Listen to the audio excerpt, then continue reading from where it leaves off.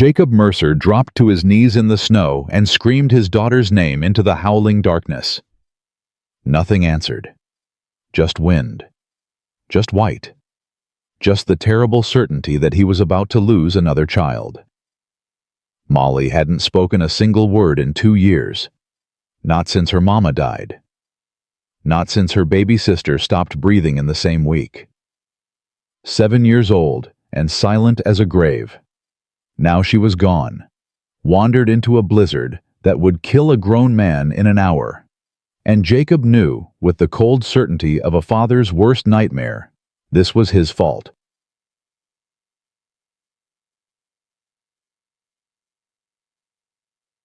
Before we continue, if you're enjoying this story, please subscribe to our channel and follow along until the very end. Drop a comment telling us which city you're watching from. We love seeing how far our stories travel. Now let's go back to where it all began. Chapter 1. The wagon wheel cracked like a rifle shot. Jacob felt the whole rig lurch sideways before his mind caught up with what was happening. Supplies sliding, his children crying out, the world tilting wrong. He grabbed for Elijah, grabbed for Molly, got nothing but air. Then he hit the frozen ground shoulder first, and everything went white with pain. "Pa! Pa!" Elijah's voice cut through the ringing in his ears. Jacob forced his eyes open.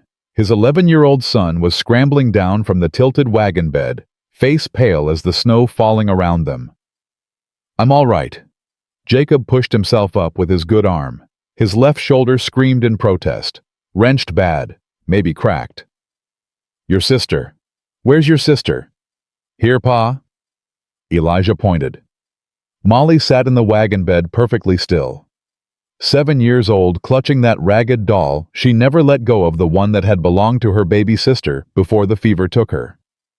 The girl's eyes were wide, but she didn't make a sound. She never made a sound anymore. "Come on, sweetheart." Jacob reached up for her with his good arm. "Come to Pa." Molly climbed down carefully, one hand gripping the wagon side, the other clutching that doll. When her feet touched snow, she pressed against Jacob's leg and didn't let go. Wagon's done for. Elijah had already circled the wreck, assessing damage the way a boy his age shouldn't have to. Axles split clean through, wheels gone. Jacob looked. The boy was right. The wooden axle had cracked where it met the iron sleeves stressed from summer heat and winter cold, until one patch of ice had finished the job. No fixing that. Not out here. Not without a blacksmith and tools and time they didn't have. "How far to town?" Elijah asked. 15 miles. Maybe more." "And home?" 22. Elijah's face tightened. The boy understood numbers. Understood what 15 miles meant in a blizzard with temperatures dropping and daylight dying, and his little sister who wouldn't eat right, wouldn't sleep right, wouldn't speak at all. "What do we do, Pa?" Jacob looked at his children. His breath hung in the air between them, freezing as it left his lips.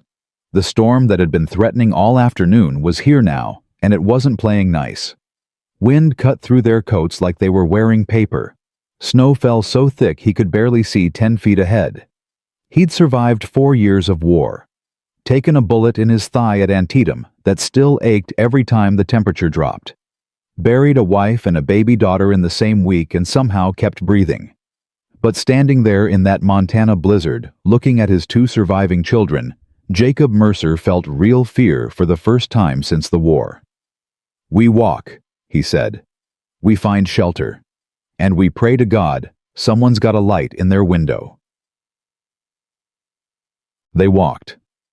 Jacob carried Molly when the drifts got too deep for her short legs. His shoulder burned with every step, but he didn't put her down. Couldn't put her down. The girl weighed nothing. She'd been eating like a bird since her mama died, and even that, nothing felt like carrying the whole world. Elijah broke trail ahead, pushing through snow that reached his thighs in places. 11 years old and already doing a man's work. Jacob watched his son's back and felt pride and grief tangled together in his chest. The boy shouldn't have to be this strong, shouldn't have to grow up this fast. But Sarah was gone, and Jacob had been useless for 2 years, and somebody had to hold things together. Elijah had stepped up. Had learned to cook badly, but enough to keep them alive. Had learned to mend clothes badly, but enough to keep them covered. Had taken care of Molly when Jacob couldn't look at his daughter without seeing her mother's face and breaking apart. Pa. Elijah stopped suddenly, pointing. You see that? Jacob squinted through the white. At first nothing, just snow and more snow and the gray-white void of a Montana blizzard eating the world alive. Then maybe half a mile distant, maybe less, a faint glow. Soft and golden against all that white, barely visible through the driving snow. Could be real. Could be his eyes playing tricks. Could be the only chance they had. Light in a window, Jacob breathed. Frontier law, Elijah said. They gotta let us in, right? That's what you always said. Light means nobody rides past. That's right.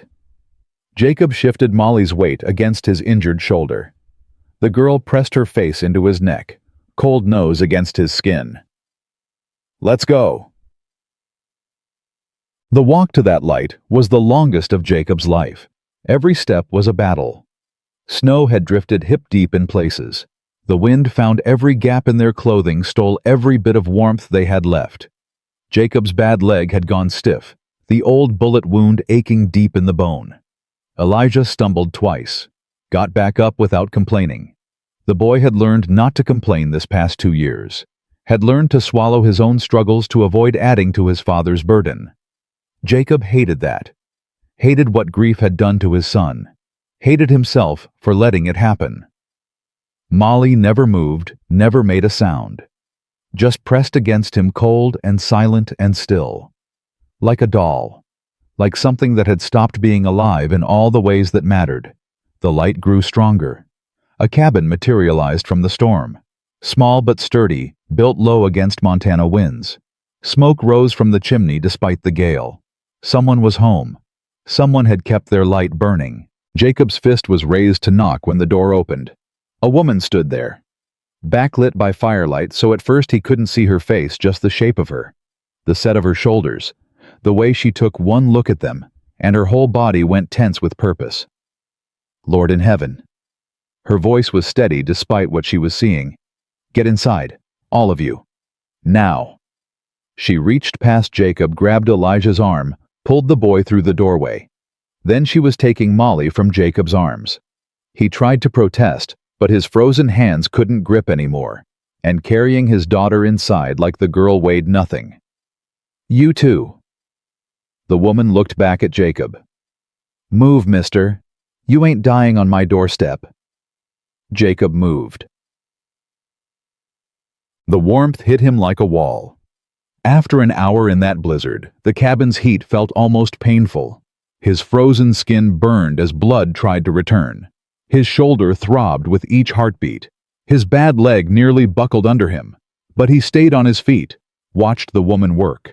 She moved like someone who'd done this before, quick and efficient, no wasted motion. She had Molly wrapped in quilts before Jacob could blink. Had Elijah positioned by the fire with a warm brick at his feet. Set water to heating on the stove. Sit, she told Jacob, pointing to a chair. Before you fall. Ma'am, we don't want to. Sit. Jacob sat. The room stopped spinning after a minute. He got his first real look at the woman who'd taken them in. Early 30s, he guessed. Dark hair pulled back in a practical bun. Work-worn hands, the kind that came from years of frontier labor. Eyes that assessed damage and need in a single glance. She was kneeling by Molly now, checking the girl's fingers and toes for frostbite. Her touch was gentle but sure. Professional, like a doctor, like someone trained in medicine. She's cold but not frozen, the woman announced. Fingers and toes are pink, that's good. She looked at Elijah. I'm all right, ma'am. Elijah was shivering hard, but his color was coming back. Cold is all. Cold's enough to kill you out there. The woman stood, moved to Jacob. Now that shoulder's hurt. Just wrenched it when... I can see that. Her fingers probed the joint, found the exact spot that made him hiss through his teeth. Maybe cracked something, definitely strained. That leg's giving you trouble too. Old wound. It's nothing. It's making you limp, and that's not nothing. She straightened. I'll bind the shoulder after you're warmed through. For now, don't move it more than you have to. Jacob stared at her. You got medical training. 3 years at Pennsylvania Hospital, Philadelphia. Her voice was matter-of-fact. I was a nurse before I came west. What's a trained nurse doing alone in a cabin in Montana? Something flickered across her face. Pain, maybe, or old grief. What's a man doing dragging 2 children through a blizzard on Christmas Eve? Jacob didn't have an answer for that. Not one he was willing to give. The woman turned away. I'm Clara Whitmore. You can stay until the storm passes. Frontier law. Jacob Mercer. He nodded toward his children. That's Elijah and Molly. Clara glanced at the girl wrapped in quilts by the fire. Molly was watching her with those 2 big eyes that never missed anything. That doll clutched to her chest. She hasn't said a word since you got here, Clara observed. She doesn't talk. Elijah's voice was flat. Not for 2 years. Not since our ma died. Clara went very still. Her eyes moved from Molly to Jacob, reading something in his face that he'd tried to hide. 2 years. Wife dead. Daughter silent. I see, she said quietly. Then louder. Well, let's get some food in you. Can't think straight when you're cold and hungry. Clara's stew was simple.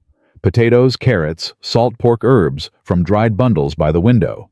Nothing fancy. Frontier cooking. But the way she made it, careful, attentive measuring and tasting, turned simple into something else. Something that tasted like care. Like attention. Like someone giving a damn. Elijah ate like he hadn't had a real meal in months. Jacob watched his son and felt shame curl in his gut. The boy hadn't had a real meal in months. Jacob's cooking was terrible. He burned everything, forgot to season, served meals that were barely edible. The boys had learned to choke down whatever he put in front of them. This was different. This was good. Slow down, Clara told Elijah. You'll make yourself sick. The boy flushed. Yes, ma'am. Sorry, ma'am. Don't apologize. Just pace yourself. Molly had a bowl too. She wasn't eating. She never ate much anymore, but she was holding the spoon, staring at the stew. Something in her face that Jacob hadn't seen in a long time. Interest. Maybe even hunger. Clara noticed. She knelt beside Molly's chair, not touching the girl, just getting down to her level. You don't have to eat if you're not hungry, Clara said softly. But if you want to try just a little, I promise it won't hurt you. Molly looked at her.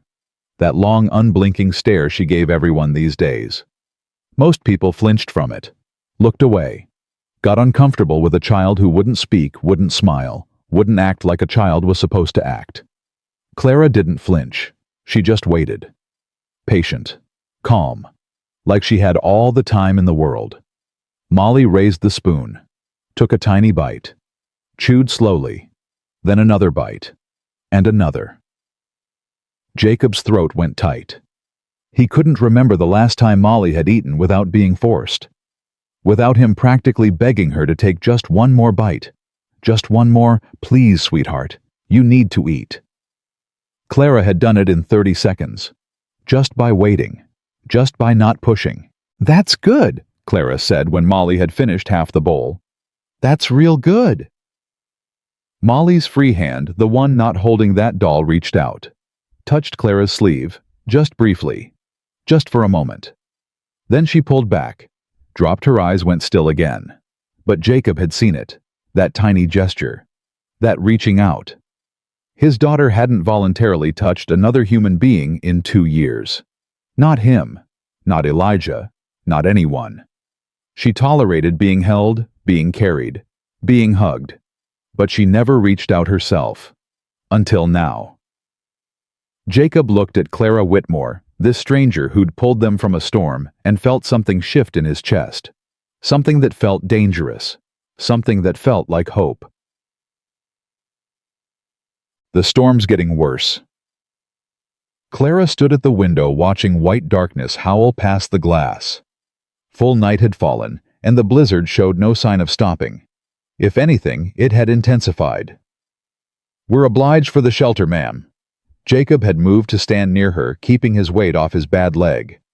"Soon as it clears, you'll stay until I say you can leave." Clara's voice left no room for argument.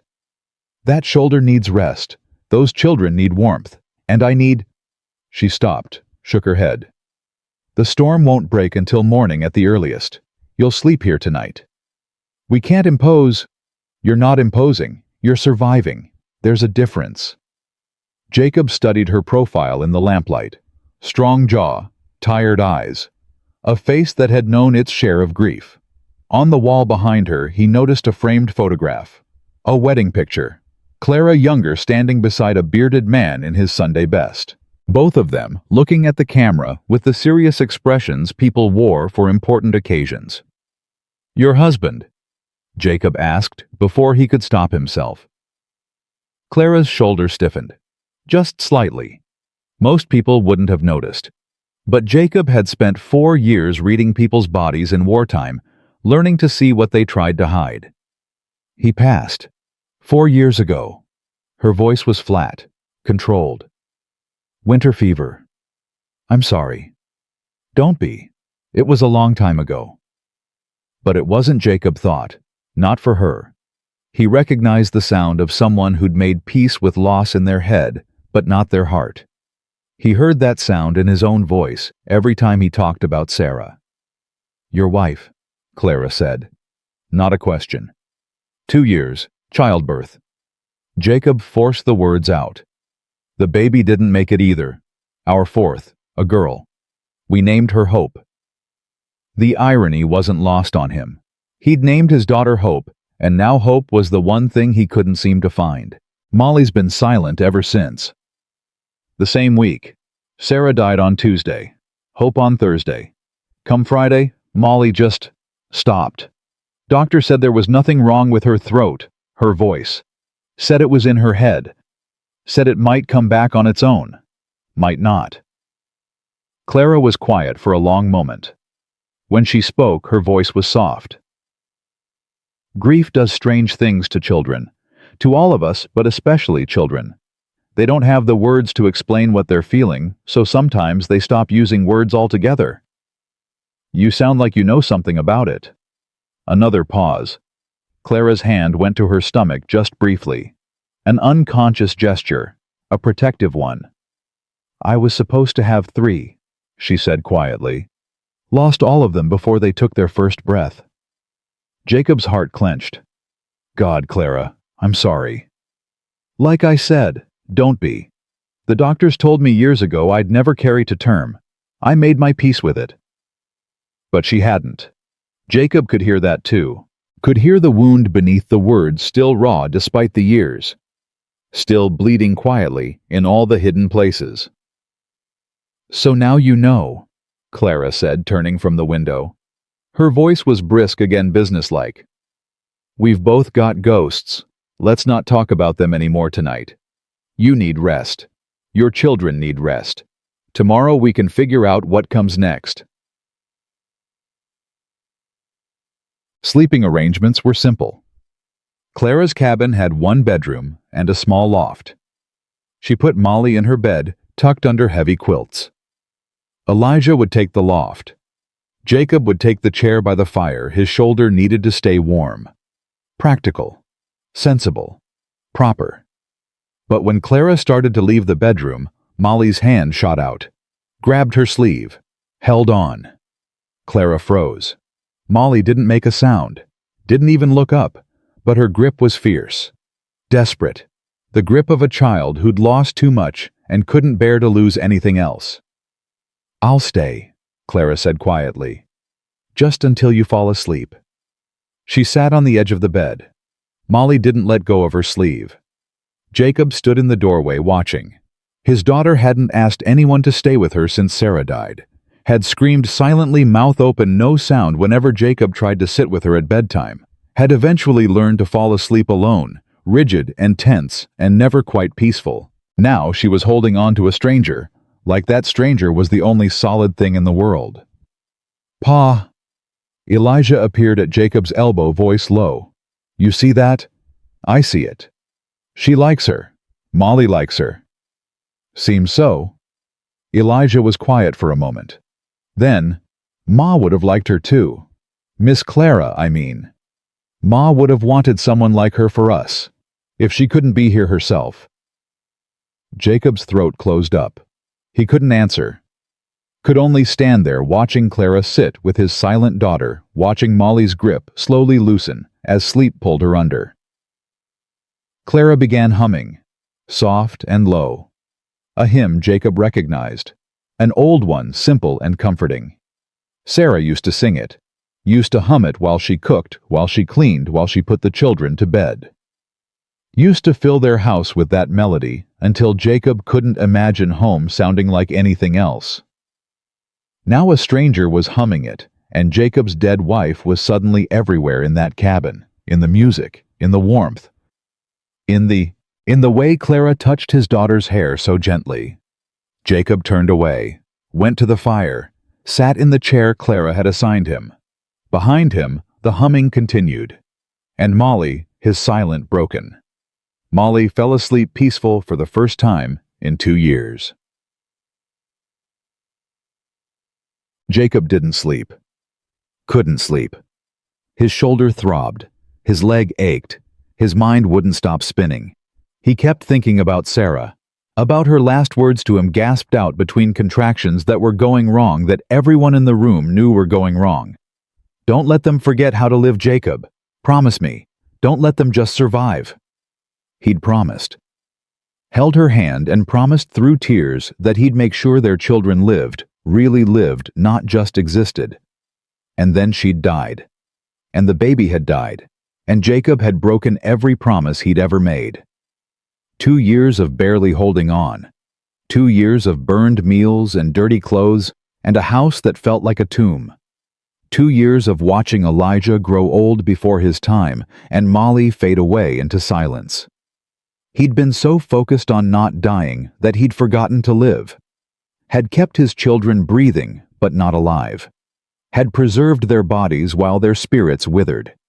And now they were here, in this cabin, with this woman who hummed Sarah's songs and made Molly eat and looked at Jacob like she could see all his failures written on his face. Clara Whitmore, widowed, childless. Alone for 4 years in this cabin with nothing but her carved birds and her frontier work and her empty hope chest full of baby clothes that never got used. She was broken too. Jacob could see that. Could feel it in the careful way she moved, the way she kept everyone at arm's length, the way she'd said, "I made my peace with it," in a voice that meant she hadn't made peace with anything. 2 broken people, 3 motherless children, and a storm outside that showed no sign of stopping. Jacob closed his eyes and listened to the wind. Listened to Elijah's breathing from the loft above him. Listened to the silence from Clara's bedroom, where his daughter slept. Tomorrow, the storm would pass. Tomorrow, he'd have to take his children and leave. Go back to that empty ranch. Go back to burned dinners, and Molly's silence, and the slow suffocation of a life he'd stopped living 2 years ago. But tonight, just for tonight, they were warm. They were safe. They were somewhere that felt almost like home. Jacob let himself have that. Let himself pretend just for one night that things could be different. Morning came too soon. Jacob woke to the smell of coffee and bacon. Real coffee, not the chicory blend he couldn't afford anymore. Real bacon, thick cut and sizzling. Clara was at the stove. She'd been up for who knew how long. The cabin was clean, the fire built up, everything organized for the day ahead.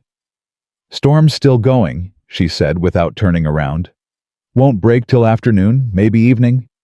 We'll wait till it's clear." Jacob levered himself out of the chair. His shoulder had stiffened overnight. His leg protested every step. Then we'll be out of your way. You're not in my way. Clara turned then. Her eyes moved over him, assessing. That shoulder's worse today. It's fine. It's not fine. You can barely lift your arm. She crossed to him, and before he could protest, her hands were on the joint. Probing. Testing. Professional but not cold. Inflammation's up. You need cold compresses today, not heat. Let it calm down before you try to use it. Clara. Don't argue with me about medicine, Mr. Mercer. I've got 3 years of training and you've got stubbornness. Training wins. Despite everything, Jacob almost smiled. That what they taught you in Philadelphia? How to bully patients. They taught me that men are terrible at admitting when they're hurt. Sit down. I'll bring you breakfast. And it's Jacob, by the way, not Mr. Mercer. Jacob, then. Clara's mouth twitched. Almost a smile. Sit down, Jacob. Elijah came down from the loft with color back in his cheeks and hunger in his eyes. Something smells good, ma'am. Miss Clara. She was already fixing him a plate. Ma'am makes me feel old. Yes, ma, Miss Clara. Elijah sat at the table practically vibrating. The boy had more energy this morning than Jacob had seen in months. That coffee I smell. You're 11. You're getting milk. Ah, but... Milk. Clara set a glass in front of him. When you're old enough to grow a beard, you can drink coffee. Not before. Elijah grumbled, but drank the milk. Jacob watched the exchange and felt something loosen in his chest. This was what mornings were supposed to look like. Warmth and food and gentle bickering about coffee. Not the tense silences of his ranch, where everyone walked on eggshells, around everyone else's grief. Where's Molly? Jacob asked. Still sleeping. Clara glanced toward the bedroom. I checked on her an hour ago. She's peaceful. Let her rest. Peaceful. Jacob couldn't remember the last time Molly had slept peaceful. The girl woke screaming most nights, silent screams, mouth open. No sound, just that terrible gasping. Jacob would hold her until she stopped shaking. Then she'd go rigid in his arms, and he'd put her back to bed, and neither of them would sleep again. She held on to you last night, Jacob said, while you were sitting with her. She hasn't done that with anyone since her ma. Clara's hands stilled on the coffee pot. She needed comfort. I was there. It's more than that. Jacob, I'm not trying to make you uncomfortable. I'm just... He struggled for words. Thank you. For being kind to her. For not treating her like she's broken. Clara was quiet for a long moment. When she spoke, her voice was soft. She's not broken. She's wounded. There's a difference. Broken things can't heal. Wounds can. She turned back to the stove. She'll find her voice again when she's ready, when she feels safe enough. Safe. The word sat bitter on Jacob's tongue. She's supposed to feel safe with me. I'm her father. You're also grieving. Children feel that. Feel when their parents are drowning. It scares them. Clara poured coffee, handed him a cup. Molly's not silent because she doesn't trust you. She's silent because she's trying to protect you, doesn't want to add to your burden. Jacob's hand shook. Coffee sloshed over the rim. That's not, she's 7 years old. She shouldn't be protecting anyone. No, she shouldn't. But children do what they have to do to survive. So do adults. Clara's eyes met his. So do you. So, Molly woke just after noon. She appeared in the bedroom doorway, that ragged doll clutched to her chest. Her eyes found Clara immediately, tracked across the room to where the woman stood by the window. Good afternoon, sleepyhead. Clara's voice was warm. You hungry? Molly nodded, just barely, a tiny movement most people would have missed. Come sit. I saved you some breakfast. Molly crossed the room. Passed by Jacob without acknowledging him. That hurt, but he was used to it and climbed into the chair next to Clara's usual spot, like she belonged there. like she'd been sitting in that chair her whole life. Clara served her. Small portions, nothing overwhelming. And Molly ate. Actually ate without being coaxed or begged or bribed. Elijah watched his sister with wide eyes. He'd spent 2 years trying to get Molly to eat, trying to get her to smile, to play, to be the sister he remembered. Nothing had worked. This stranger had done it in a day. "Miss Clara." Elijah's voice was hesitant. "Can I help you with something? I'm good at chores. I can chop wood or carry water or—" "You can help me make bread," Clara said. "If you want." Elijah blinked. "Bread? But that's women's work. It's survival work. Everyone on the frontier should know how to make bread. What happens if you end up alone someday? You gonna starve because kneading dough isn't manly enough?" "No, ma'am. I mean, Miss Clara." "Then come here. I'll show you." Jacob watched his son learn to make bread. Watched Clara's hands cover Elijah's smaller ones, showing him how to fold and press, how to feel when the dough was ready. Patient. Gentle. Not irritated when he did it wrong, just showing him again. Molly watched too. Her eyes tracked every movement Clara made. Followed her around the cabin. Studied her like she was memorizing something precious. The afternoon passed in quiet industry. Clara taught. The children learned. Jacob sat by the fire with his wrapped shoulder, feeling useless and grateful and confused all at once. This wasn't his home. Clara wasn't his wife. These moments weren't his to keep. But God help him, they felt like everything he'd been missing. Evening came early in a winter. By 4 o'clock the light was failing. The storm had weakened but not stopped. Still snowing, still blowing, but gentler now. Tomorrow it would clear. Tomorrow they'd have to leave. Clara made supper. Another simple meal that somehow tasted like heaven. The children ate with actual appetite, actual enthusiasm. Even Molly took seconds without being asked. After dishes were cleared, Clara pulled out a small wooden box from a shelf. Inside were bird carvings. Dozens of them. Sparrows and robins and hawks and owls. Each one exquisite, detailed, polished smooth by careful hands. "You made these?" Elijah's voice was awed. "Winter projects. Gets lonely out here. Needed something to do with my hands." "They're beautiful." The boy turned a small owl over, examining the precision of the feathers, the tiny, perfect eyes. "Can you teach me?" Clara smiled. Really smiled for the first time since they'd arrived. It transformed her face, made her look younger, softer. Made Jacob's heart do something complicated in his chest. "Maybe tomorrow," Clara said, "if your pa says it's all right." "Pa?" Elijah looked at Jacob with hopeful eyes. "Can we stay tomorrow? Just one more day. The storm might still be bad, and my shoulders hurt, and—" "Elijah." Jacob's voice was gentle. "That's not our decision to make. This is Miss Clara's home. We've imposed enough." "You're not imposing." Clara's voice was quiet. "I told you that.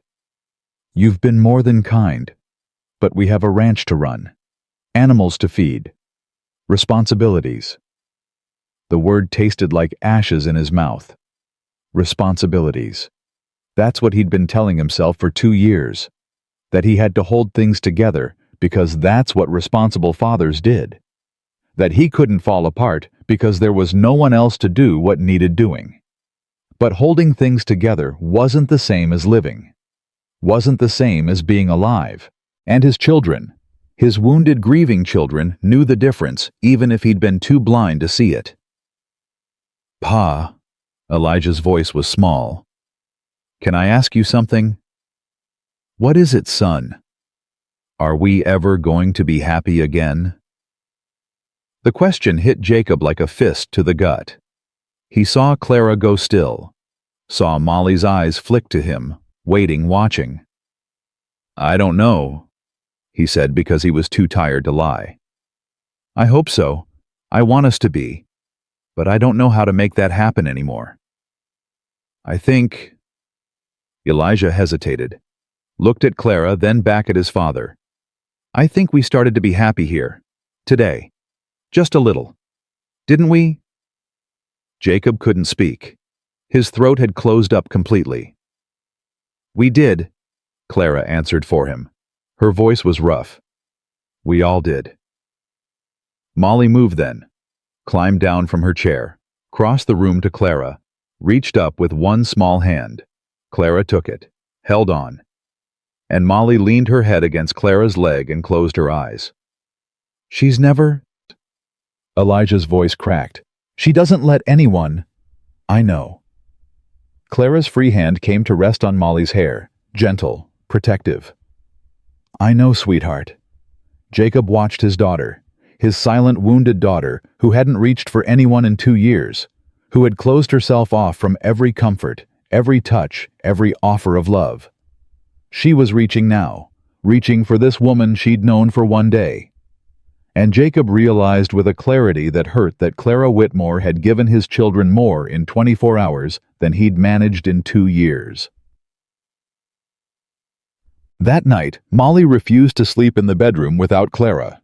Clara tried to settle her alone, but the girl's grip on her sleeve was iron. Those silent, pleading eyes, that desperate need for someone to hold on to. It's all right. Clara looked at Jacob, something complicated in her expression. I can stay with her, just until she falls asleep. Clara, you don't have to. I know I don't have to. I want to. She said it simply.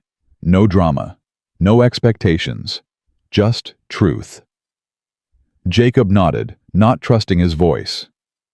He watched Clara settle onto the bed beside Molly, watched his daughter curl into the woman's side like she'd been doing it her whole life. Watched Clara begin humming that old hymn again, the one Sarah used to sing. Elijah had already climbed to the loft. The cabin was quiet, except for that humming and the wind outside and the crackle of the fire. Jacob sat in his chair by the hearth and faced the truth he'd been avoiding all day. He didn't want to leave. He wanted to stay here in this warm cabin with this capable woman who hummed his dead wife's songs and made his children eat and looked at him like he wasn't beyond saving. He wanted mornings with real coffee and bread baking, and Elijah learning something other than how to survive. He wanted evenings with carved birds and soft lamplight, and Molly reaching for someone instead of pulling away. He wanted this life, this impossible, improbable wrong-to-want life, but wanting it didn't make it his to have. Clara Whitmore had given them shelter because frontier law demanded it. She'd been kind because she was kind. That didn't mean she wanted a broken widower and his 2 wounded children cluttering up her solitary existence. Tomorrow the storm would clear. Tomorrow they'd go home. Tomorrow he'd go back to failing his children in that empty ranch house. And Clara would go back to her carved birds, and her empty hope chest, and her quiet, lonely life. The fire popped. Sparks flew up the chimney. The humming from the bedroom had stopped, which meant Molly was asleep. Clara emerged a few minutes later, moved quietly to the stove, poured herself a cup of coffee that had been keeping warm. She's out, Clara said softly. Didn't even take 10 minutes. You're good with her. She makes it easy. Clara sat in the chair across from him. The fire painted her face in gold and shadow. She's a sweet child, just hurting. She's been hurting for 2 years. I couldn't reach her, couldn't figure out how to help. You were hurting too. Hard to help someone when you're drowning yourself. That's no excuse. It's not an excuse, it's an explanation. Clara's eyes met his over the rim of her cup. You lost your wife and your baby in the same week. You had 2 grieving children to care for, and a ranch to run, and no time to fall apart. So you didn't fall apart. You kept going. That's not failure, Jacob. That's survival.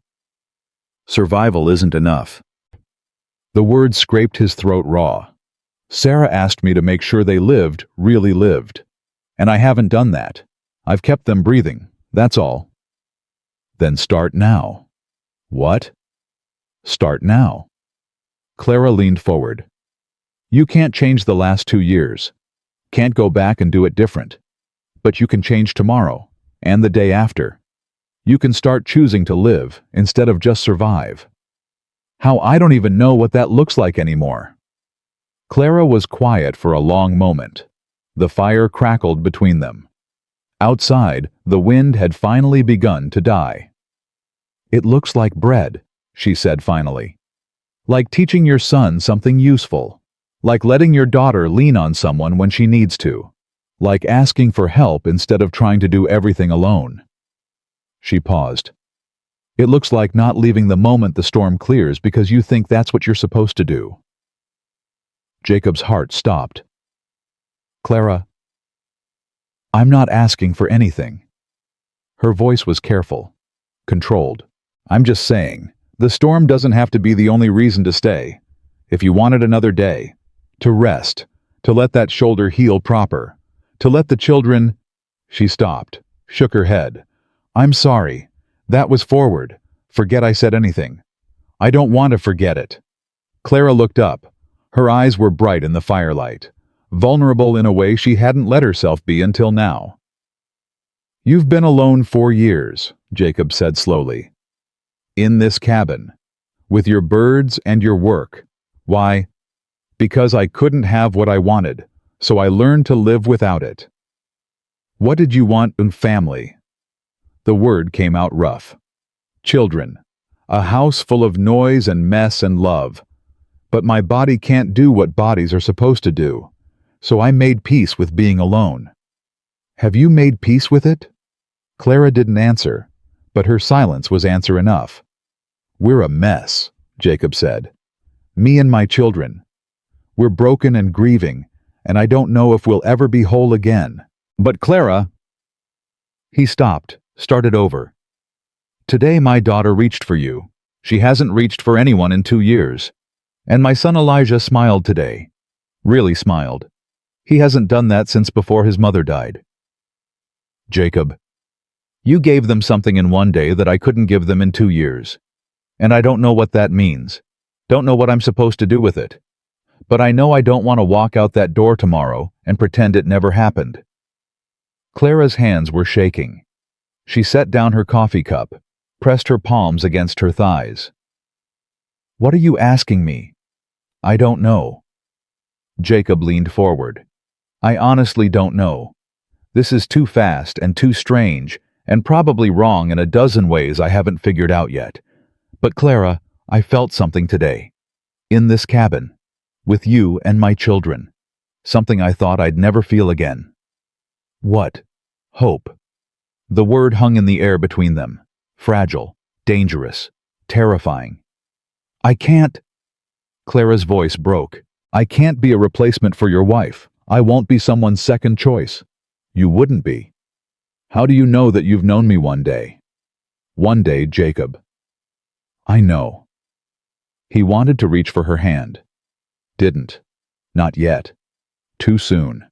Too fast. I know it's crazy. I know we're strangers. I know there's 100 reasons this shouldn't work. But I also know that my daughter is sleeping peacefully for the first time in 2 years because of you. And I think maybe that means something. Clara was crying, silent tears streaming down her face. She didn't wipe them away. I can't do this, she whispered. I can't let myself want something again just to lose it. Then don't let yourself want anything. Not yet. Jacob took a breath. Just let us stay. 1 more day. Let my shoulder heal. Let the children rest. And let's see what happens. And after 1 more day, then we'll decide, together. Clara was quiet for a long time. The fire died down to embers. The wind outside had gone silent. The storm was ending. 1 more day, she finally said. But Jacob, I'm not promising anything. Neither am I. Not yet. She nodded, stood. Her hand brushed his shoulder as she passed accidentally, or maybe not, and Jacob felt that brief touch all the way to his bones. Get some sleep, Clara said from the doorway of her bedroom. Tomorrow, We'll see what we see." She disappeared into the room where Molly slept. The door closed softly behind her. Jacob sat by the dying fire and listened to the silence of the storm's end. Tomorrow the world would be white and clean and new. Tomorrow he'd have a choice to make. Stay or go, live or survive, hope or fear. He didn't know which he'd choose. Didn't know if choosing hope would break him all over again. But for the first time in 2 years, choosing felt possible. And that was more than he'd had in a long, long time. Morning light came soft through the frosted window. Jacob opened his eyes to find Molly standing 3 feet away watching him with that unblinking stare. He didn't move. Didn't want to spook her. His daughter had stopped coming to him in the mornings long ago, used to crawl into bed with him and Sarah before dawn, before everything fell apart.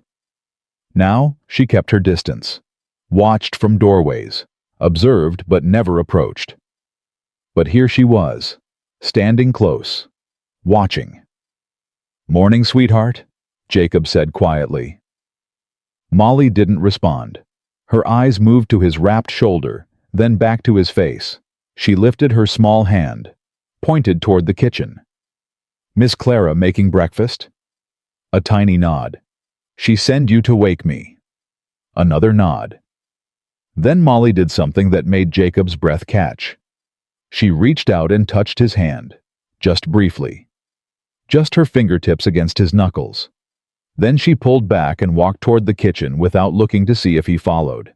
Jacob sat there for a long moment staring at his hand where his daughter had touched him. 2 years. 2 years since Molly had voluntarily touched him. 2 years of her pulling away, going rigid when he tried to hold her, tolerating his presence, but never seeking it. One day, with Clara Whitmore and his daughter, was starting to thaw. Jacob pushed himself out of the chair. His shoulder protested, still stiff, still swollen, but the pain was duller today. Clara's cold compresses had helped. Her training had helped. Everything about her seemed designed to help. He found her at the stove, Elijah beside her, both of them focused on a pan of eggs. "Gentle," Clara was saying. "You're not trying to murder them, just move them around so they cook even. Like this? Better. See how they're getting fluffy. That's what you want." Elijah's face was screwed up in concentration. The same focus he brought to every task, that desperate need to do things right, to be useful, to prove he could carry the weight that had fallen on his young shoulders. "Good morning." Clara glanced at Jacob. Her expression was carefully neutral, but something flickered in her eyes. Awareness of what had passed between them last night. Uncertainty about what it meant. "Morning." Jacob's voice came out rough. He cleared his throat. "Something smells good." "Elijah's making eggs. He's a quick learner." "Pa, look." Elijah held up the pan. The eggs were slightly overcooked on one side, but they were eggs. Actual eggs. Not the burnt mess Jacob usually produced. "I did it myself. Well, mostly myself. Miss Clara helped." "That's real good, son." Elijah beamed. Actually beamed, that bright smile Jacob hadn't seen since before Sarah died. The sight of it made Jacob's chest ache with something that felt like grief and gratitude tangled together. Molly had climbed into her chair at the table, that doll in her lap. Her eyes tracked Clara's movements around the kitchen, every step, every gesture, every small action catalogued and stored. "Storm's still going," Clara said, setting plates on the table. "Weaker than yesterday, but not done yet. You'll be staying at least through today." "We're obliged." "Stop saying that." Clara's voice was firm but not harsh. "You're not a burden, Jacob. None of you are." She sat down across from him. Elijah brought the pan of eggs to the table, served everyone with careful precision. Molly ate without being coaxed, small bites but steady. Progress that would have seemed impossible yesterday. They ate in silence for a few minutes. Comfortable silence, the kind that happens between people who don't need to fill every moment with words. "Miss Clara." Elijah set down his fork. "Can I ask you something?" "Of course." "How come you live out here alone? Don't you have family?" "Elijah." Jacob's voice carried warning, That's personal." "It's all right." Clara wiped her mouth with her napkin. "My family's back east, Philadelphia. I came west with my husband. He wanted to open a pharmacy in Helena. Start fresh in new territory. But he died. He died, and I stayed. Why not go back to your family?" Clara was quiet for a moment. Her hand moved to that unconscious gesture Jacob had noticed before touching her stomach protective. "Because everything I wanted was supposed to be here," she said finally. "My husband, my children, my life. When I lost them, I couldn't face going back. Couldn't face being the daughter who failed. The woman who couldn't—" She stopped. Started again. "I stayed because leaving felt like admitting defeat." "That's dumb," Elijah said. "Elijah?" "No, Pa, listen." The boy leaned forward, earnest and urgent. "Miss Clara, that's dumb. You didn't fail. Your husband got sick. That wasn't your fault. And the babies." He faltered, suddenly uncertain. "The babies weren't your fault either. Were they?" "No." Clara's voice was barely a whisper. "No, they weren't my fault. The doctors said my body just couldn't. Something wrong inside that couldn't be fixed." "Then why do you act like it was your fault? Why do you stay out here alone like you're being punished?" The question hung in the air. Jacob saw Clara's composure crack just slightly, just for a moment, before she pulled it back together. "Because sometimes," she said slowly, "when you lose enough, you forget that you deserve anything else."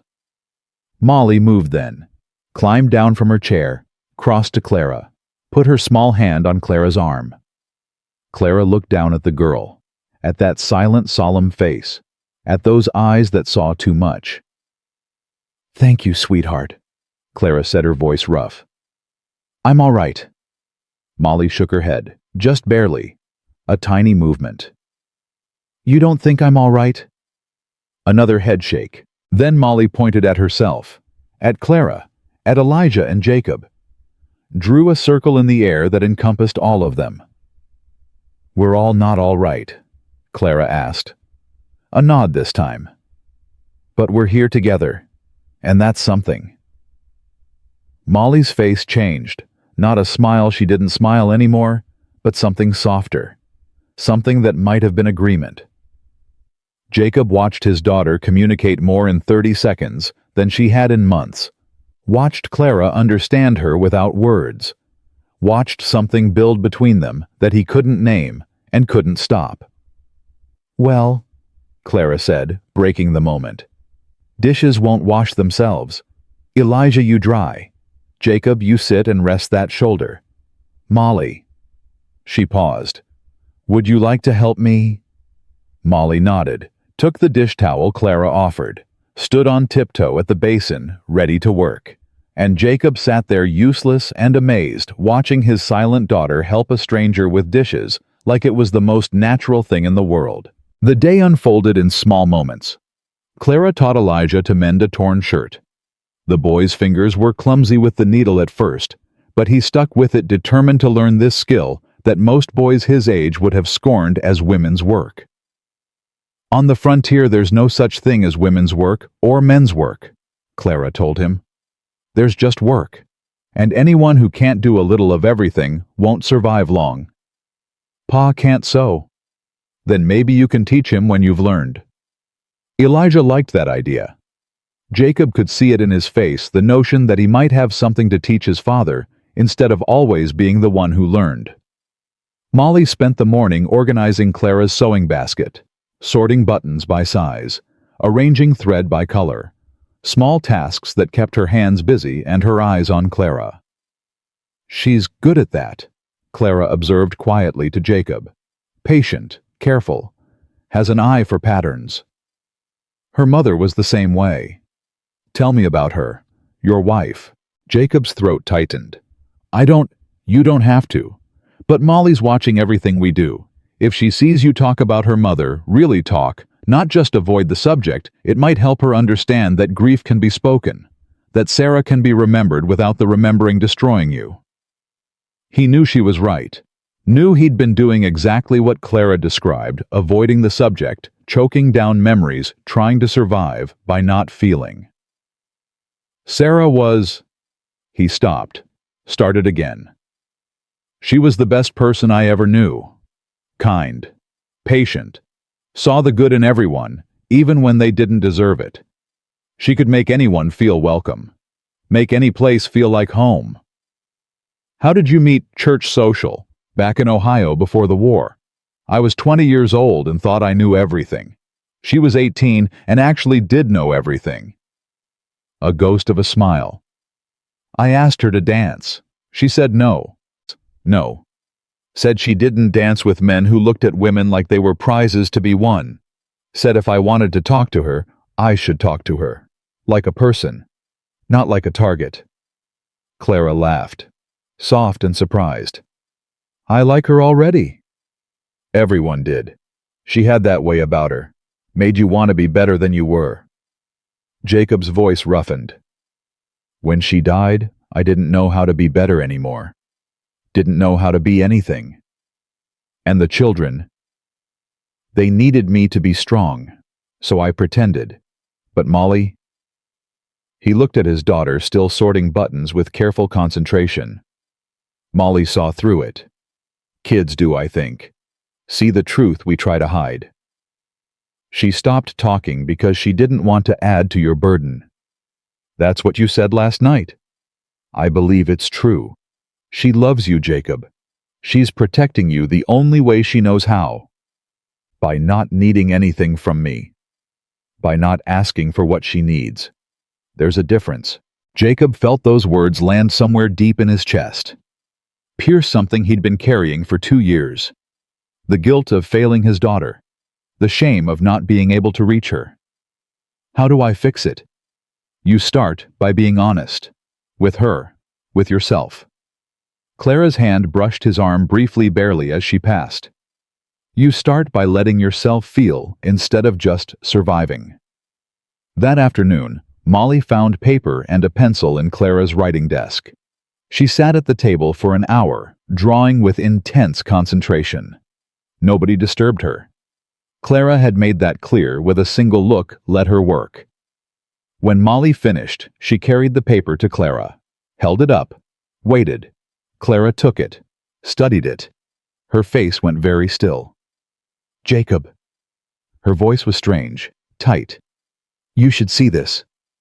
He crossed to her, looked at the paper in her hands. 4 figures drawn in a child's careful hand. A tall man, a taller woman. 2 children, one bigger, one smaller. Underneath, in wobbly letters that Molly must have copied from somewhere, family. Family. Spelled wrong, but unmistakable. Molly! Jacob's voice cracked. Sweetheart, is this? Who is this? Molly pointed to each figure in turn. The man, she pointed at Jacob. The bigger child, Elijah. The smaller child, herself. And the woman. Molly pointed at Clara. The room went silent. Even Elijah stopped what he was doing, needle frozen mid-stitch. Molly. Clara knelt down eye level with the girl.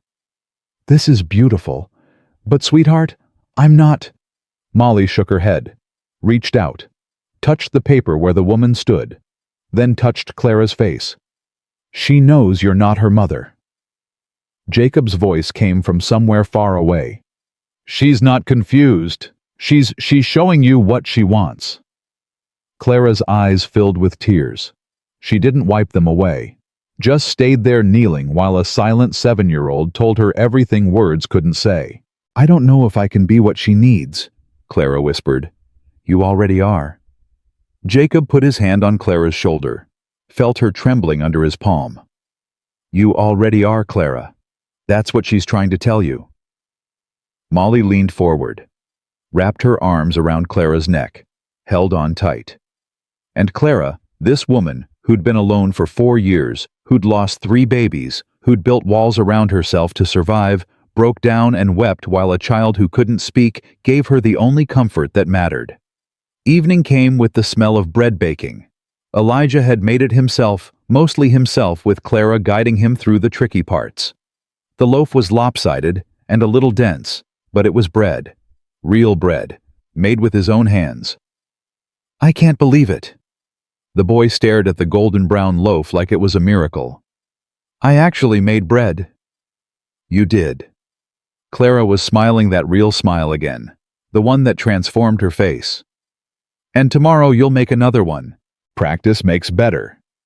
Not perfect. Nothing's perfect. Better is enough. They ate supper around the table, bread and stew, and the last of Clara's good coffee. Outside, the wind had died to almost nothing. The snow had stopped falling. Stars were visible through gaps in the clouds. The storm was ending. Jacob felt it in his gut. That knowledge. Tomorrow, the sky would be clear. Tomorrow, the snow would be passable. Tomorrow, he'd have no excuse to stay. Pop. Elijah's voice was hesitant. Can I ask you something? What is it? Do you remember what Ma used to say about home? Jacob's hand tightened on his coffee cup. She said a lot of things about home. She said home wasn't a place. She said it was people. The people who made you feel like yourself. I remember. I feel like myself here. Elijah's voice was small but sure. For the first time since Ma died, I feel like Elijah again. Not just the boy who's trying to keep everything together. Jacob couldn't speak. Could only stare at his son and see the truth written all over that young face. Miss Clara. Elijah turned to her. Do you feel like yourself here with us? Clara was quiet for a long moment. When she spoke, her voice was rough. I feel more like myself than I have in 4 years. Then why can't we stay? Why can't this be home? Elijah? Jacob found his voice. It's not that simple. Why not? What's complicated about it? We need her. She needs us. We're happy here. We're miserable there. Why is going back to being miserable the right thing to do? Because Miss Clara has her own life, her own home. We can't just... Jacob. Clara's voice cut through his. Stop. He stopped. Stop making excuses. She leaned forward, eyes bright and fierce. Stop pretending you're being noble when you're really just scared. I'm not. You are. I can see it. Your son can see it. Even Molly can see it, and she's 7. Clara's hand slammed flat on the table, not angry, just emphatic. You're scared that wanting this makes you a bad husband. Scared that being happy means forgetting Sarah. Scared that if you let yourself hope you'll just lose everything again. And if I am scared of all that, then be scared. Feel it. But don't let it make your decisions.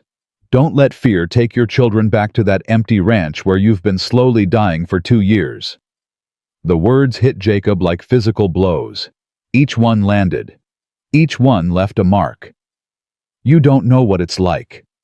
His voice came out harsh, defensive, wrong. You don't know what I've been through.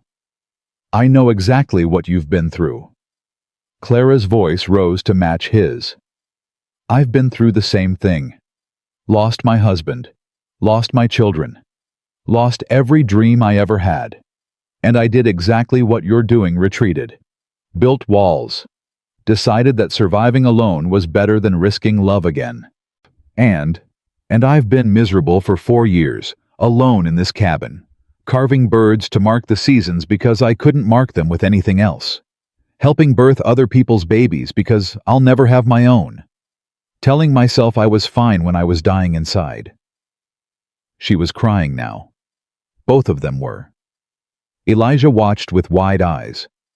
Molly clutched her doll and didn't make a sound. Then yesterday you showed up. Clara continued, voice breaking. You and your wounded children and your frozen hands and your broken wagon. And something happened. Something I'd forgotten was possible. I felt... She stopped, pressed her hand to her chest. I felt needed, not as a nurse or a neighbor or a midwife. Needed as a person, as someone who matters. You do matter. Then don't leave. 3 words, simple and devastating. Clara, don't leave Jacob. Don't take these children back to that empty house where they've stopped living. Don't make them watch you fade away because you're too afraid to try again." She wiped her face with shaking hands. "And don't make me go back to being alone when I finally have a reason to be alive." The silence stretched, crackled, filled with everything neither of them knew how to say.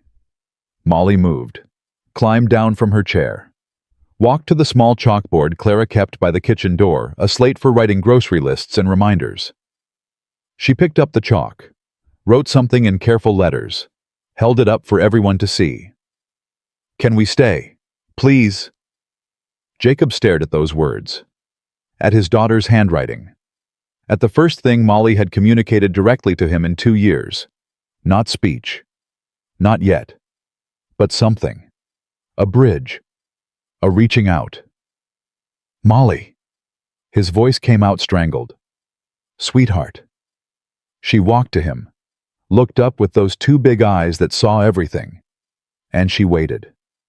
Jacob felt the moment like a crossroads, like standing at a fork in a dark road with no map and no stars, and nothing but gut feeling to guide him. One path led back to the ranch, back to burned dinners and sleepless nights and the slow suffocation of grief, back to watching his children fade away while he pretended he was doing the right thing. The other path led forward, into unknown territory, into hope and fear and the possibility of love, into the terrifying, exhilarating, impossible chance that things could be different. Sarah's voice echoed in his memory, her last words, her only request. Don't let them forget how to live. "One more day," he said slowly. "Clara said we could stay one more day." Molly shook her head, wrote on her slate again. "Not one day. Stay." "Baby girl, it's not that simple." She erased, wrote again. "You always say that. Simple is what you make it." Jacob choked on something between a laugh and a sob. His 7-year-old daughter, silent for 2 years, was calling him out with a piece of chalk and more wisdom than he'd shown in months. "She's right." Elijah's voice was steady, certain. "Pa, she's right. You always say things are complicated because you don't want to make the hard choice. But this isn't hard. Not really. The hard thing is leaving. Staying is easy." "Staying means—" Jacob stopped. What did staying mean? Building something new, taking a chance, letting Clara into their broken family, and hoping she could help make it whole. Was that really harder than going back to nothing? "I need time." He looked at Clara, at her tear-streaked face, at the hope she was trying not to show. "I need time to think." "You've had 2 years to think." Clara's voice was quiet but firm.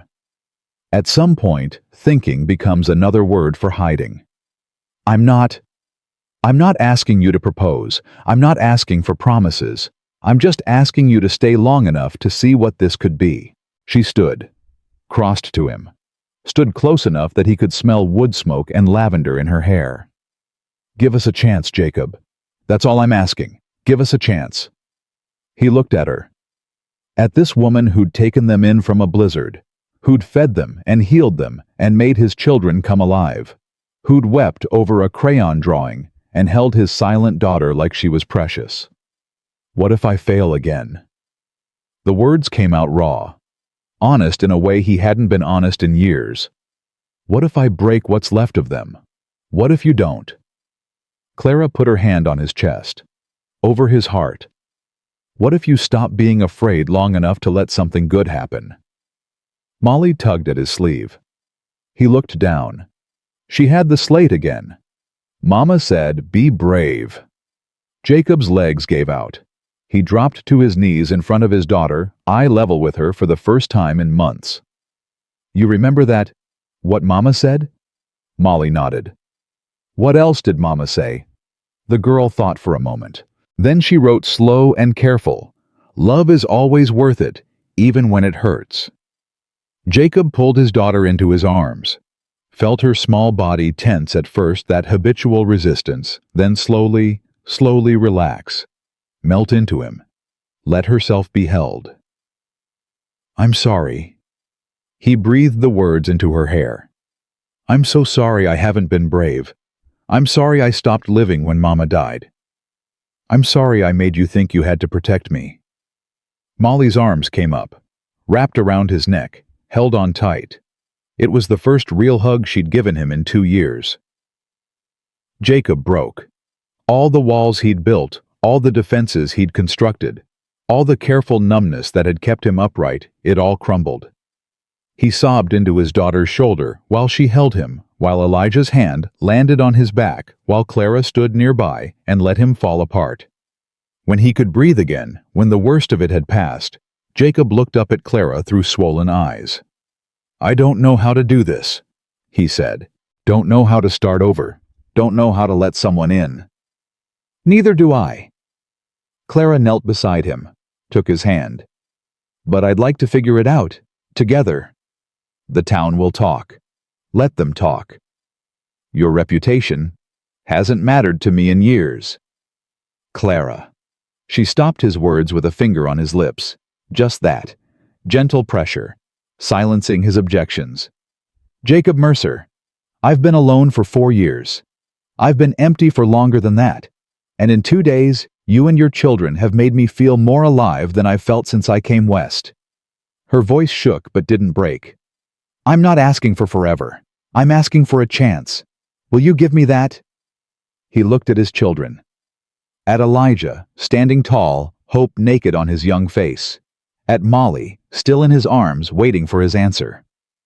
He thought about Sarah. About her letter that he'd kept in his pocket for 2 years unread since the day she wrote it. About her words that he'd memorized despite himself.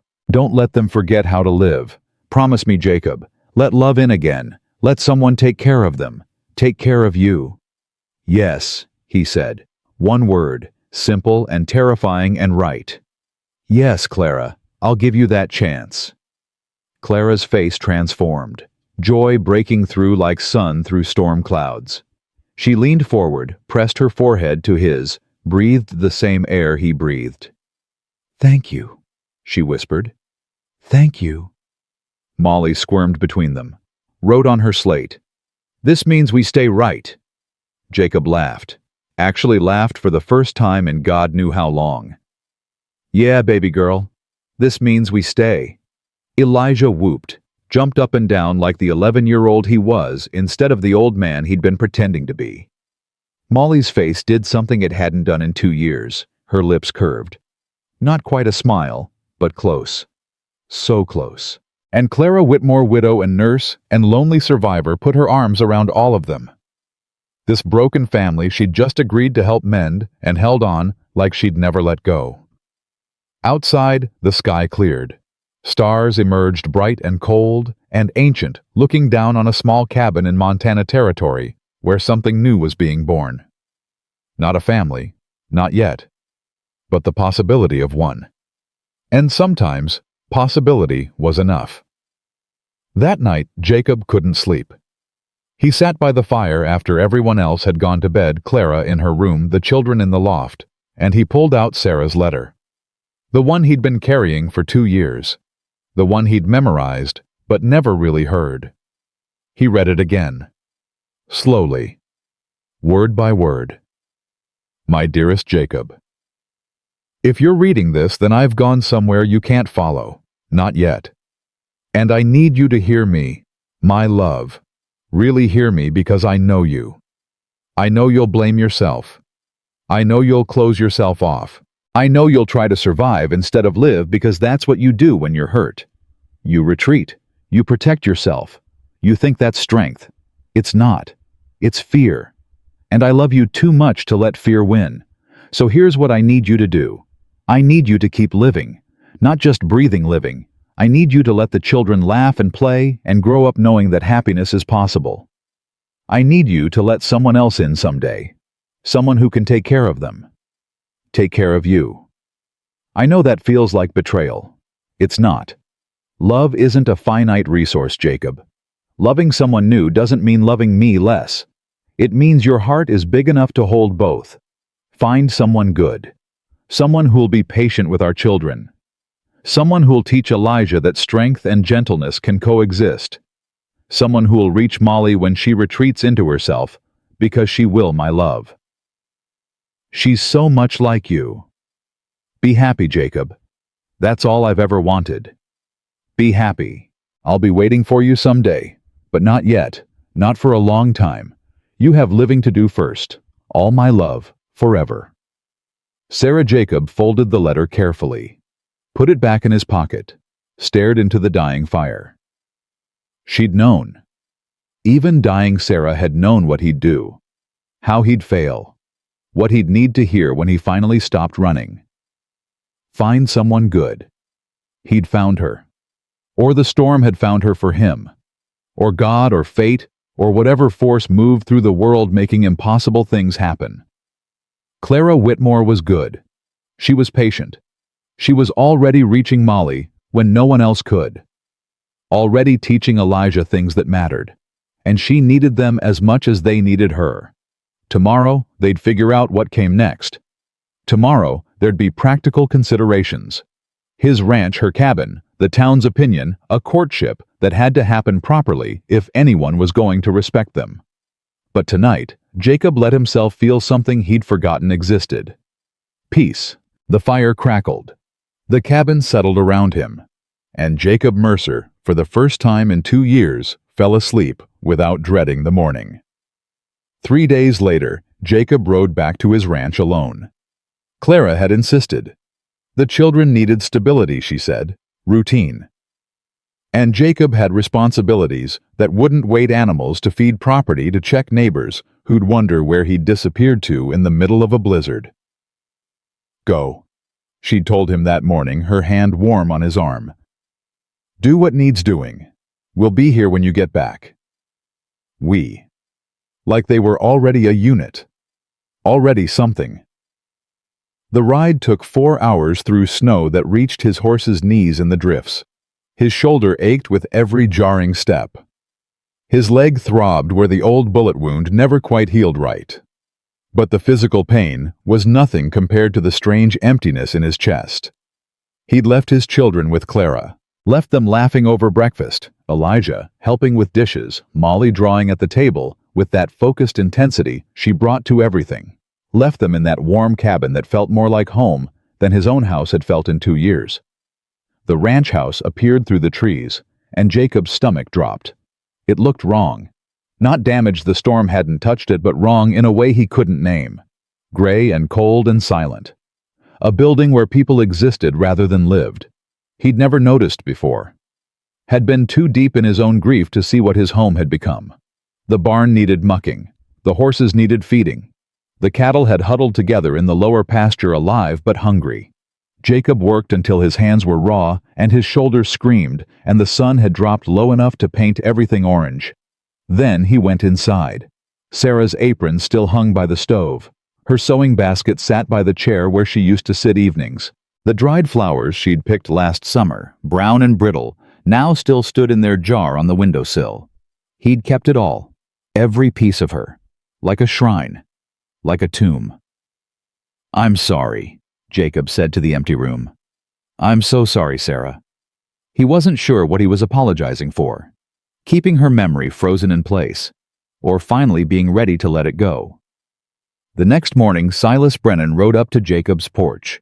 Silas was the closest thing Jacob had to a friend out here, a rancher about 10 years older, weathered and practical, not given to unnecessary words or sentiment. He'd been the one to help dig Sarah's grave when the ground was frozen and Jacob couldn't see through his tears. "Heard you got caught in that blizzard," Silas said, not bothering to dismount. "Folks were worried." "Folks talk too much." "That they do." Silas studied him with sharp eyes. "Also heard you spent 3 days at the Whitmore widow's place, with your children." Jacob's jaw tightened.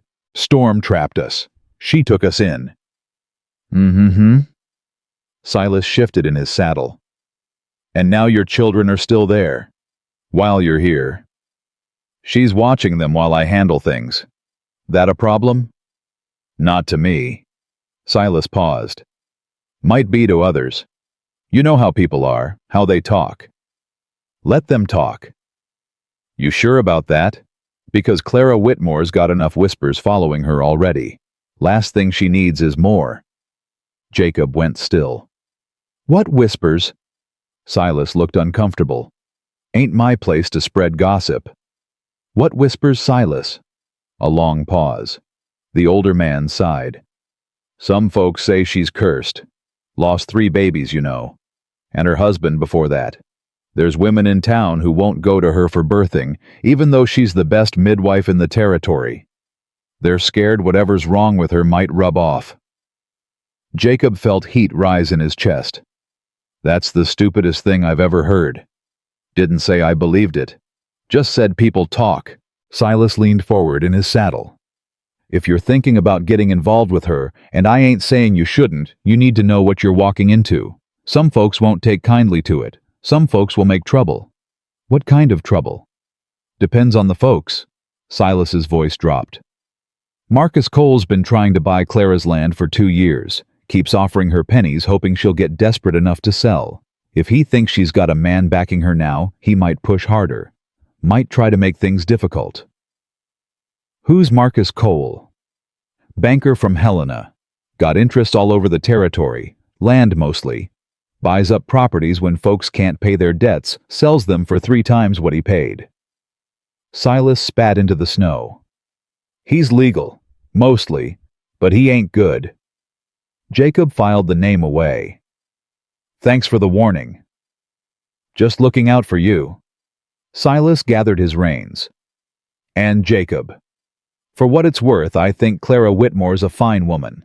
If anyone deserves some happiness after what she's been through, it's her. Just be careful. Be smart. Don't give people ammunition to use against either of you. He rode off before Jacob could respond. Jacob spent 3 days at the ranch handling everything that needed handling. He fixed the fence that had come down in the storm, fed the animals, cleaned the house for the first time in months, packed away Sarah's things, not all of them but enough to make room for something new. The apron came off its hook. The dried flowers got buried in the garden. The sewing basket went into a trunk in the bedroom, carefully preserved but no longer on display. It hurt. Every item he moved felt like a small betrayal. But he remembered Clara's words. Sometimes when you lose enough, you forget that you deserve anything else. He deserved something else. His children deserved something else. And Sarah. Sarah had told him so, had written it down, and made him promise. On the 4th day, Jacob rode back to Clara's cabin. He heard the laughter before he saw the house. Elijah's voice high and delighted. And another sound, thin and rusty like something unused for a long time trying to remember how to work. Molly. Molly was laughing. Jacob dismounted so fast he nearly fell, stumbled through the snow toward the sound, rounded the corner of the cabin and stopped dead. Clara had built a snowman. A lopsided, lumpy thing with rocks for eyes and sticks for arms. Elijah was pelting it with snowballs while Clara pretended to defend it. And Molly, his silent, solemn, broken daughter, was giggling. Not full laughter. Not the belly laughs she used to have before Sarah died. But something. Sound coming out of her. Joy finding voice. Pa! Elijah spotted him first. Pa, look what we made. I see it. Jacob's voice came out rough. I hear it too. Clara turned. Her face was flushed from cold and exertion, hair escaping its bun eyes bright. She looked younger than he'd ever seen her, lighter, like something heavy had been lifted.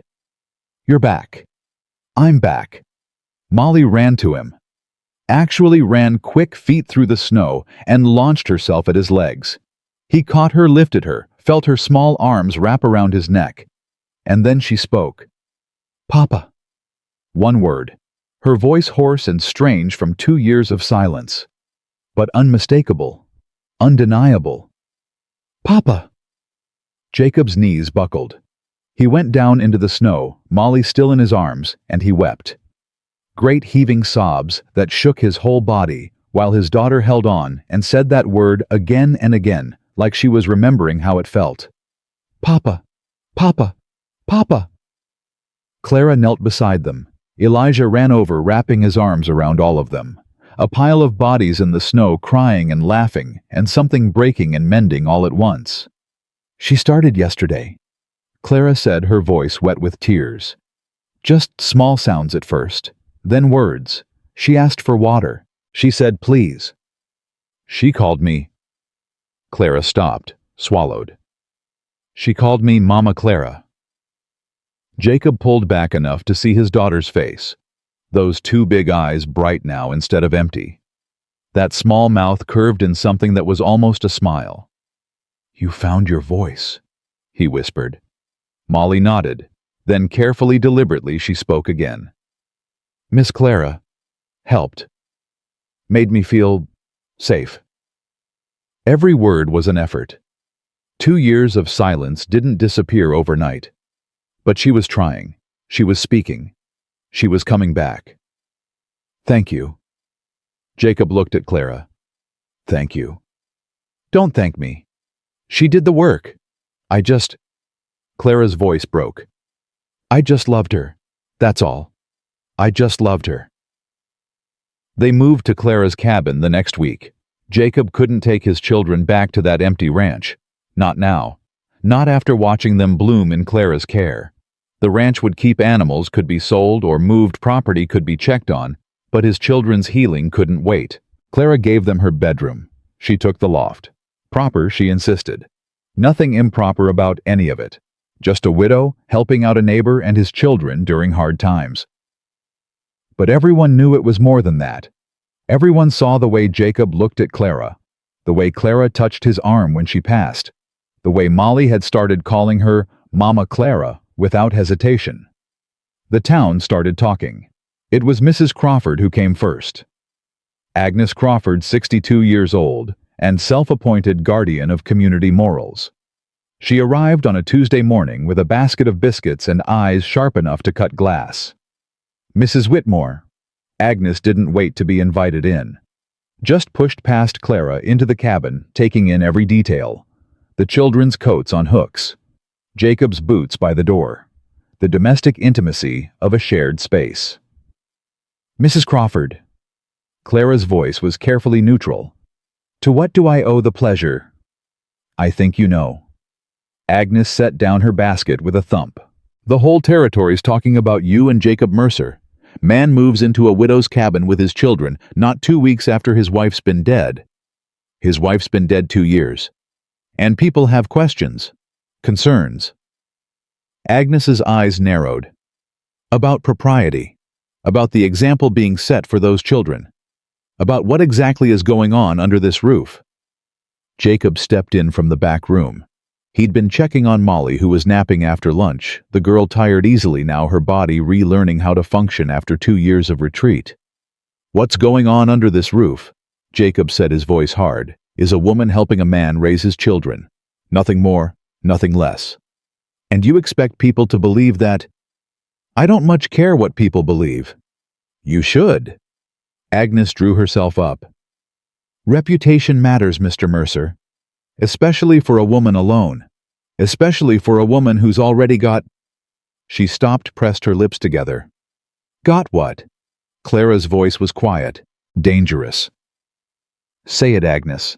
I know what people whisper. I don't spread gossip. No, you just listen to it and believe it. Clara stepped forward. I've lived in this territory for 6 years. I've birthed more babies than I can count. I've treated fevers and set bones, and sat with dying men while their families wept. And in all that time I've never once done anything to deserve the talk that follows me. Clara, I lost my babies because my body couldn't carry them. Not because I'm cursed, not because God is punishing me. Because sometimes terrible things happen to people who don't deserve them. Clara's voice shook but didn't break.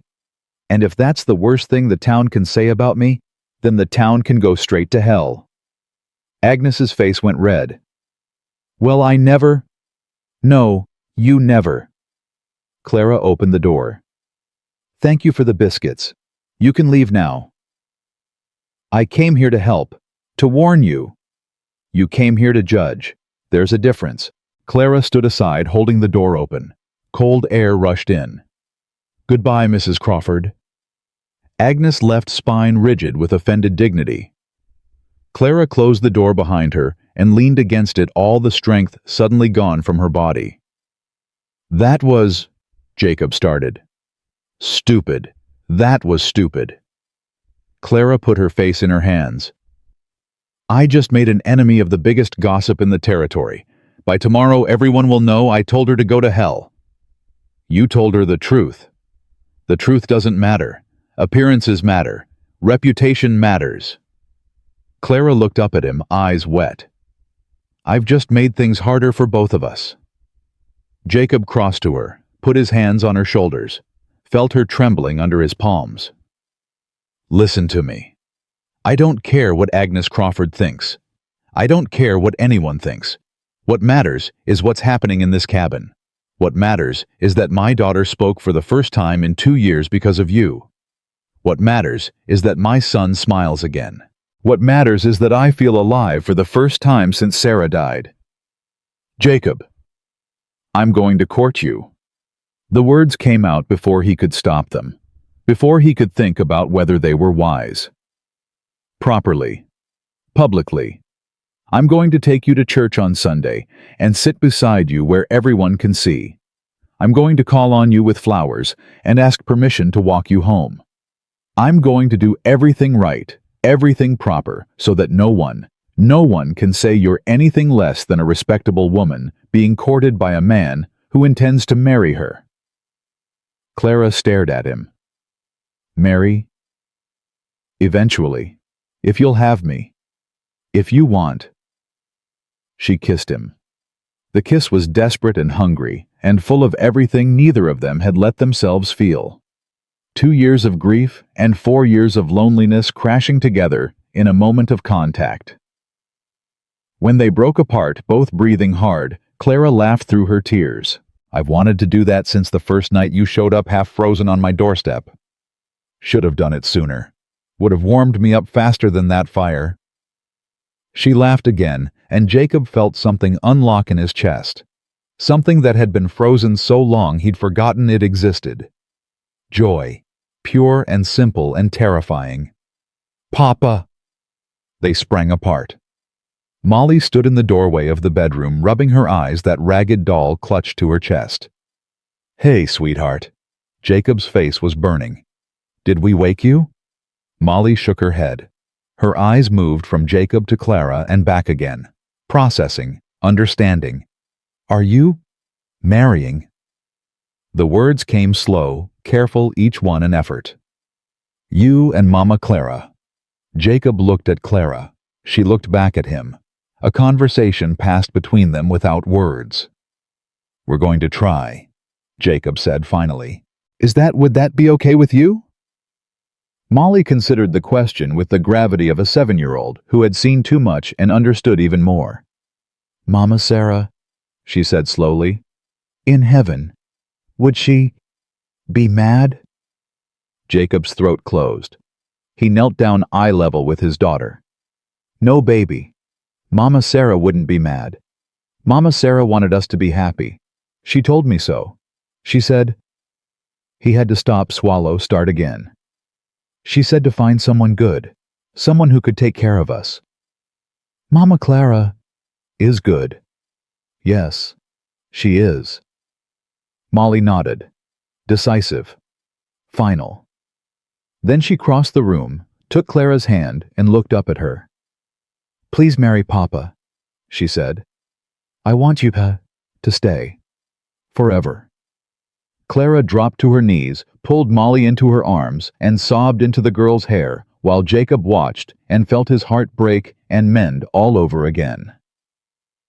The courting began properly the following Sunday. Jacob arrived at Clara's cabin at dawn, dressed in his only suit, the one he'd worn to Sarah's funeral and hadn't touched since. He brought wildflowers, dried ones he'd found at the general store, and a look of determination that bordered on terror. "You look like you're facing a firing squad," Clara observed. "Might be easier. Firing squad's quick. We don't have to do this. Go to church together. Face everyone. Yes, we do. Jacob straightened his collar. If we hide, people will think we're ashamed. We've got nothing to be ashamed of. I told Agnes Crawford to go to hell. She probably needed telling. They rode to town in Jacob's wagon. Jacob and Clara on the seat, Elijah and Molly in the back, wrapped in blankets. The morning was cold, but clear sun bright on snow that had been falling for days. The church sat at the center of town, white clapboard with a simple steeple. Wagons and horses clustered around it, families arriving for Sunday service. Heads turned as Jacob's wagon pulled up. Whispers started before he'd even helped Clara down. "Here we go," Clara murmured. "Here we go," Jacob agreed. He offered her his arm. She took it. They walked into church together, heads high, children behind them. The sanctuary went quiet. Every eye turned to them. Every conversation stopped. Jacob felt the weight of all that attention pressing down on him, suffocating and hot. Clara's hand tightened on his arm. He could feel her trembling. But she kept walking, kept her chin up, kept moving forward. They found a pew near the middle, not hiding in the back, not aggressive in the front. Just present, just visible. Just two people come to worship like everyone else. Reverend Nathaniel Price took the pulpit, old and weathered with kind eyes that had seen everything the frontier could throw at a man. "Good morning, brothers and sisters," he said, his voice carrying through the sudden silence. "I see we have visitors back among us. Jacob Mercer. Children." His eyes moved to Clara. "Clara Whitmore. Welcome, all of you." The service proceeded normally after that. Hymns, scripture, a sermon about mercy and second chances that might have been aimed at the congregation's better nature. But Jacob could feel the stares, feel the judgment, feel the whispers building behind tight smiles and careful glances. Afterward, in the churchyard, the reckoning came. Agnes Crawford approached first, flanked by two other women of similar age and similar expression. Reinforcements.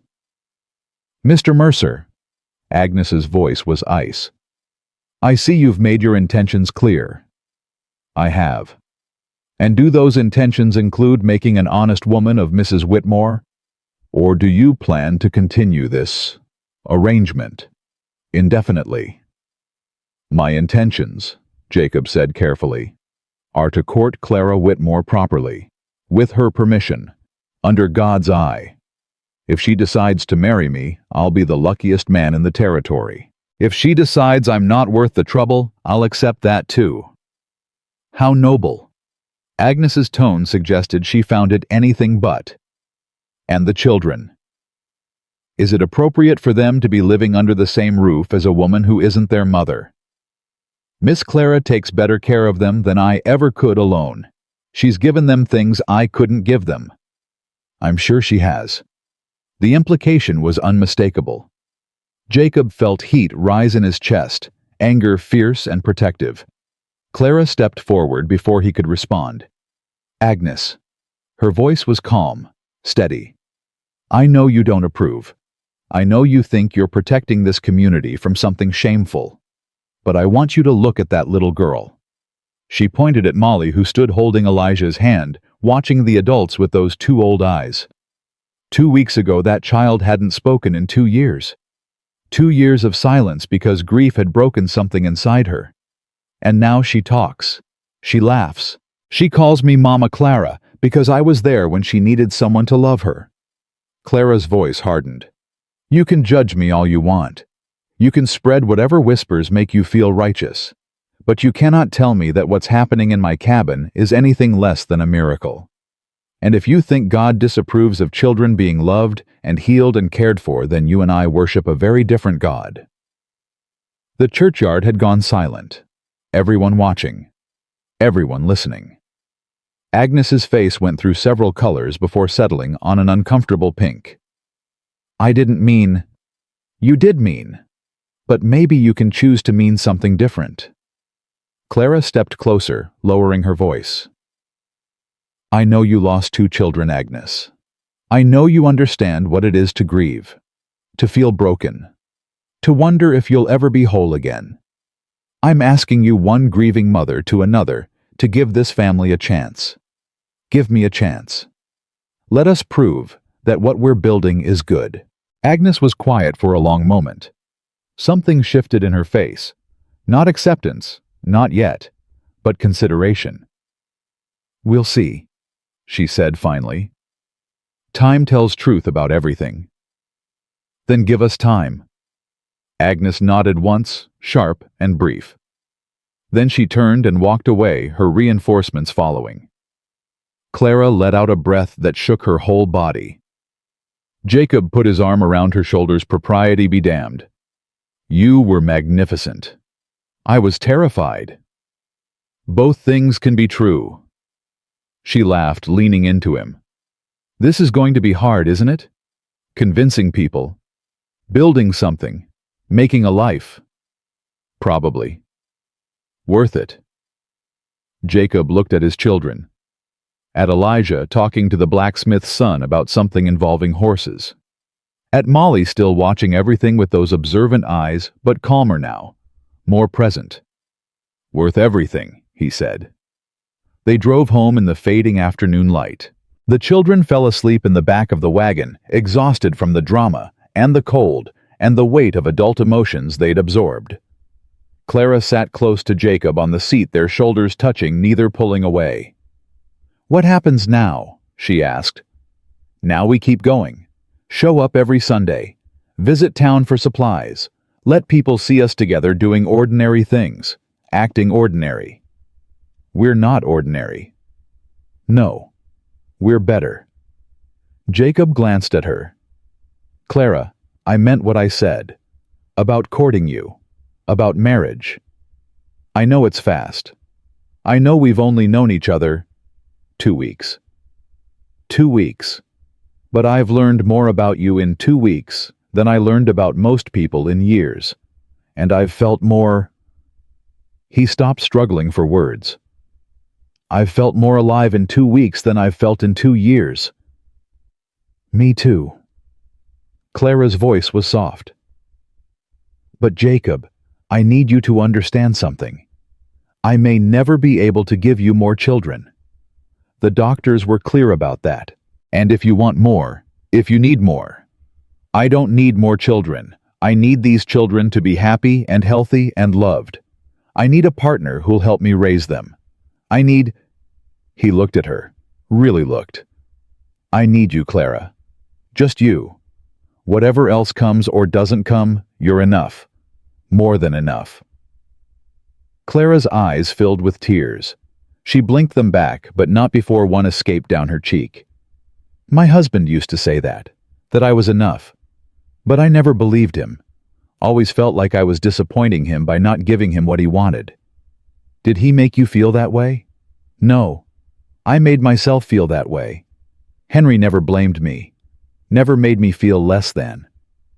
She wiped her face with cold fingers. "I blamed myself for years. Still do sometimes. Then stop." Jacob took her hand. "Stop punishing yourself for something your body did. You're not broken, Clara. You're strong. You've survived things that would have destroyed most people. And you've got so much love to give. I've seen it. My children have felt it. Whatever you think you're lacking, you're wrong." Clara squeezed his hand, held on tight. "I'm going to try," she said. "I'm going to try to believe you. That's all I ask." They rode the rest of the way in comfortable silence, hands intertwined while the sun set behind them and painted the snow pink and gold. That night, after the children were in bed, Jacob sat by the fire, reading Sarah's letter one more time. Find someone good. He had. Against all odds, against all reason, in the middle of a blizzard that should have killed them, he'd found someone good. "Thank you, Sarah," he thought. "Thank you for knowing what I'd need. Thank you for giving me permission. Thank you for loving me enough to let me go." He folded the letter carefully, put it in the bottom of his trunk, and let it rest. It was time to stop living in the past. Time to start building a future. And for the first time in 2 years, that future felt possible. Felt real, felt like something worth fighting for. The weeks that followed were the hardest Jacob had ever worked through. Not the physical labor, he was used to that, but the constant attention, the whispers, the feeling of being watched every time he and Clara appeared in public. It wore on him in ways he hadn't expected, made him short-tempered, made him doubt. Clara felt it too. He could see it in the way her shoulders tensed when they walked into the general store, the way her smile tightened when women turned away from her in the street, the way she held herself together in public, then fell apart in private.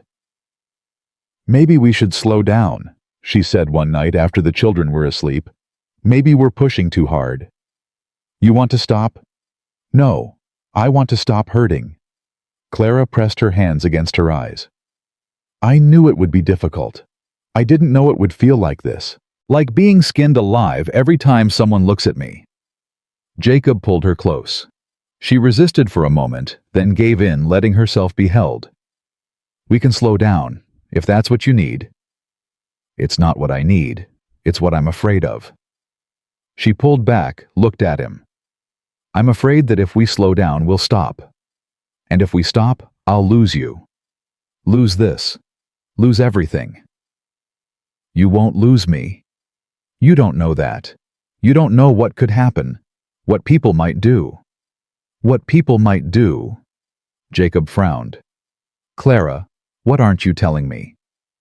She was quiet for a long moment. When she spoke, her voice was flat. "Marcus Cole came to see me today, while you were at the ranch checking on things." Jacob went very still. What did he want? Same thing he always wants: my land. He offered me twice what he offered last time, said I should take it now before things get complicated. Complicated how? He didn't say, just smiled that smile of his, and said he hoped I'd think carefully about my future. About what kind of future a woman like me could really expect. Heat rose in Jacob's chest. That familiar anger, protective and fierce. "He threatened you." He suggested, implied. "Marcus Cole doesn't make threats. He makes observations."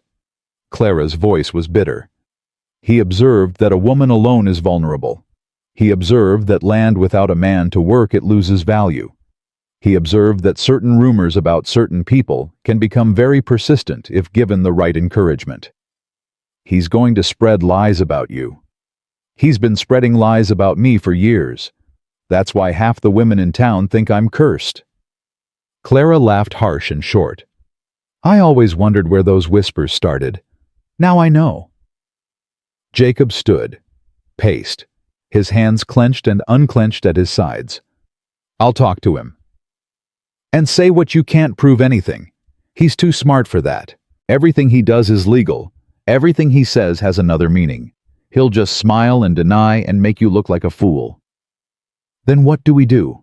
Clara looked at him. Her eyes were tired but determined. "We don't give him what he wants. We don't sell. We don't slow down. We don't let him see that he's getting to us." She stood, took his hands in hers. "We keep going. We get married. We build something so solid he can't touch it. You want to marry me to spite Marcus Cole? I want to marry you because I love you." The words came out simple and sure. First time either of them had said it.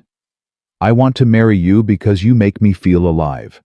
Because your children have become my children. Because when I think about the future, you're in it. All of you." She squeezed his hands. "Marcus Cole has nothing to do with it. But if marrying you also means he loses, that's just a bonus." Jacob stared at her. Something cracked open in his chest. "Say it again." "What? That you love me. Say it again." Clara's face softened. "I love you, Jacob Mercer. I love your stubborn streak and your wounded shoulder and your beautiful broken children. I love the way you're trying so hard to be better than you think you are. I love—" He kissed her. Cut off her words with his mouth on hers, hands in her hair. Everything he'd been holding back flooding out in that one moment of contact. When they broke apart, both breathing hard, Clara laughed. "I take it you feel the same way." "I love you." The words felt strange in his mouth. He hadn't said them to anyone since Sarah died. "I love you, Clara, and I'm going to marry you, and Marcus Cole can go straight to hell." Marcus Cole came to the cabin 2 days later. Jacob saw him riding up from the window. A well-dressed man on an expensive horse, everything about him speaking of money and power, and the kind of confidence that came from always getting what he wanted. "Stay inside," Jacob told Clara. "Let me handle this." "Jacob, please." She nodded. Her face was pale but composed. Jacob stepped out onto the porch as Cole dismounted. Waited. Let the silence stretch. "Mr. Mercer." Cole's voice was smooth, pleasant, the voice of a man who'd learned how to make threats sound like compliments. "I don't believe we've been formally introduced. Marcus Cole. I know who you are." "Then you know I'm a businessman, a practical man. I like to solve problems before they become problems, if you take my meaning." "I don't." Cole smiled. It didn't reach his eyes. "I understand you've been spending time with Mrs. Whitmore. Quite a lot of time from what I hear. Living under her roof, bringing your children into her home. That's none of your concern. Everything in this territory is my concern. I have investments here, interests. When things change, I like to know about it." Cole stepped closer. "I also like to make sure people understand their options." "What options would those be?" "Mrs. Whitmore's land is valuable, more valuable than she realizes. I've offered her a fair price, more than fair, but she refuses to sell. I thought perhaps you might help her see reason." Jacob's hands curled into fists at his sides. "Why would I do that?" "Because you're a practical man too, Mr. Mercer. You've got a ranch of your own, children to raise, responsibilities." Cole's voice dropped confidential. "A man in your position needs stability, needs certainty, needs to know that his future is secure." "Is that a threat?" "It's an observation. The frontier is unpredictable. Things happen. Accidents, fires, misunderstandings that escalate." Cole spread his hands, all innocence. "I'd hate to see anything happen to complicate your situation." Jacob stepped down from the porch, close enough to smell Cole's cologne, close enough to see the calculation in those cold eyes. "Let me make an observation of my own," Jacob said quietly. "I spent 4 years in the war. Saw things that would give you nightmares for the rest of your life. Killed men who were better than you because they were trying to kill me first." Cole's smile flickered. "I came out of that war missing pieces of myself. Parts that never grew back. Parts that make it hard for me to care about consequences the way I should." Jacob leaned closer. "So here's what's going to happen. You're going to get back on your horse. You're going to ride back to Helena. And you're never going to come near Clara Whitmore or her property again. And if I don't, then you'll find out exactly how much of me didn't make it back from the war." The two men stared at each other. Jacob could feel his heart pounding, but his hands were steady. His voice was calm. He'd learned that in the war, how to be terrified and dangerous at the same time. Cole broke first, stepped back. His smile returned, but it was strained now. "I see we understand each other." "We do." "Well?" Cole gathered his reins, mounted his horse. "I wish you luck with your arrangement. I hope it works out the way you want it to." He rode away without looking back. Jacob watched until he was out of sight. Then his legs gave out and he sat down hard on the porch steps, shaking. Clara came out, sat beside him, took his hand. That was either very brave or very stupid. Probably both. He won't give up. Men like him never do. "I know." Jacob looked at her. "But he'll think twice before trying anything direct. And that's all we need. Time. Time to get married. Time to make this official. Time to build something he can't tear down." Clara leaned her head on his shoulder. "Then let's not waste any more of it." The wedding was set for 4 weeks later. Reverend Price agreed to perform the ceremony after a long conversation with Jacob about intentions and faith and the proper way to blend two families into one. The old man had seen enough of life to know that love took many forms, and he wasn't inclined to judge. "You're doing right by those children," Price said, "and you're doing right by Clara. That's what matters. The rest is just talk." The children helped with preparations. Elijah threw himself into the work with fierce determination, chopping extra wood, repairing the cabin's drafty spots, making the place ready for what he kept calling their real family.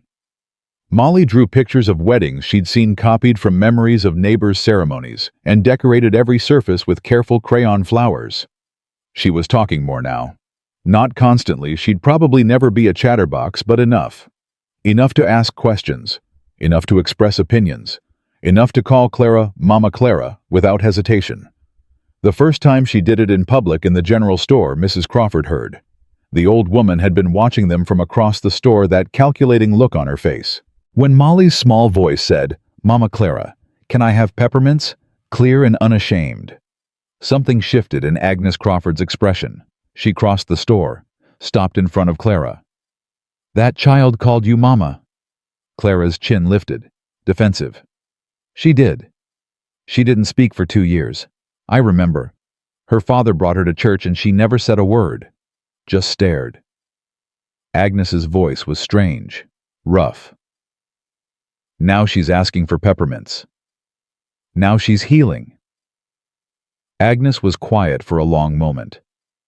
Jacob watched, tense, ready to intervene. "I had a daughter who stopped speaking once," Agnes said finally. "After her brother died. Couldn't get a word out of her for 8 months. I tried everything. Prayer, punishment, begging. Nothing worked." She looked at Molly, who was watching the exchange with those observant eyes. What worked was a neighbor woman who came to help with the farm. Didn't push, didn't demand, just loved her, just gave her time. "What happened to your daughter?" "She found her voice again. Eventually. Married a good man. Lives in Oregon now. Got 3 children of her own." Agnes met Clara's gaze. "I didn't believe in miracles back then. Didn't believe anything could fix what grief had broken. But I was wrong." She reached out, touched Molly's hair just briefly. "You've been given a gift, child. A second mother when you needed one most. Don't ever forget that." Molly shook her head solemnly. "I won't forget." Agnes nodded once, turned to Clara. "I'm not saying I approve of how fast this has happened. I'm not saying the talk doesn't bother me." She took a breath. "But I'm saying I was wrong to judge before I understood. And I'm saying that if you need anything help with the wedding, someone to stand up for you when other folks are being cruel, you can count on me." Clara's eyes filled with tears. "Agnes, don't make a fuss about it. I hate fuss." Agnes straightened her spine. "I'll see you at church on Sunday, and I expect an invitation to that wedding." She walked out of the store without looking back. Jacob stared after her. What just happened? "I think." Clara wiped her eyes, laughing through her tears.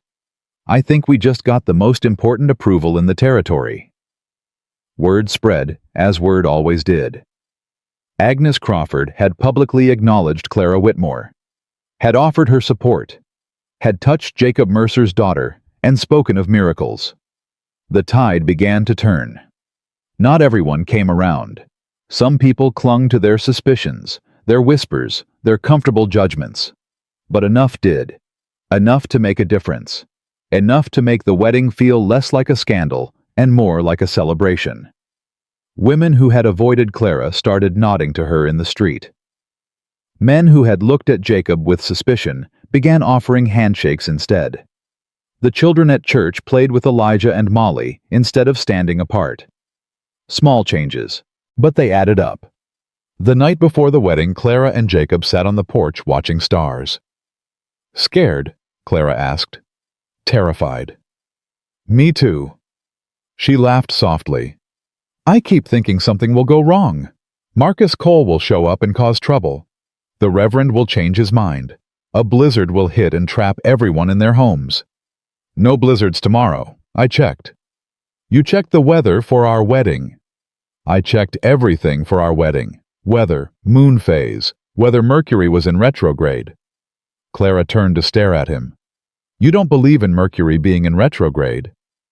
I don't believe in anything, but I'm not taking chances. Jacob took her hand. I've waited 2 years to feel alive again. I'm not letting anything ruin tomorrow. Clara squeezed his fingers. What do you think Sarah would say if she could see us? Jacob was quiet for a moment, thinking about the woman he'd loved, the woman he'd lost, the woman who'd given him permission to love again. She'd say it's about time, he said finally. She'd say she was tired of watching me mope around. She'd tell me to stop being an idiot and marry the woman who saved our children. You think so? I know so. Sarah was practical. She didn't believe in suffering for suffering's sake. She believed in doing what needed to be done and finding joy where you could find it. He looked at Clara. She would have loved you. Not because you're replacing her, you're not, but because you're saving what she left behind. Clara's eyes glistened in the starlight. I hope I can live up to that. You already have. They sat in silence for a while longer, hands intertwined, hearts full. Jacob. I know I said I can't give you more children, and I know you said you don't need more, but I want you to know. Clara's voice caught. I want you to know that if by some miracle it happened, I'd be happy. If it didn't, I'd still be happy, because you and Elijah and Molly, you're already more than I ever hoped for, more than I ever let myself dream about. Jacob brought her hand to his lips, kissed her knuckles. Whatever happens, we face it together. That's all I need. That's all any of us need. Clara leaned against his shoulder. Tomorrow, we're getting married. Tomorrow, we're getting married. And then we start the rest of our lives. The morning dawned clear and cold. Jacob woke before sunrise, heart pounding with a mixture of terror and joy. He'd slept at Silas Brennan's place the night before propriety demanded that the groom and bride not share a roof on their wedding day, and he'd spent half the night staring at the ceiling, mind racing.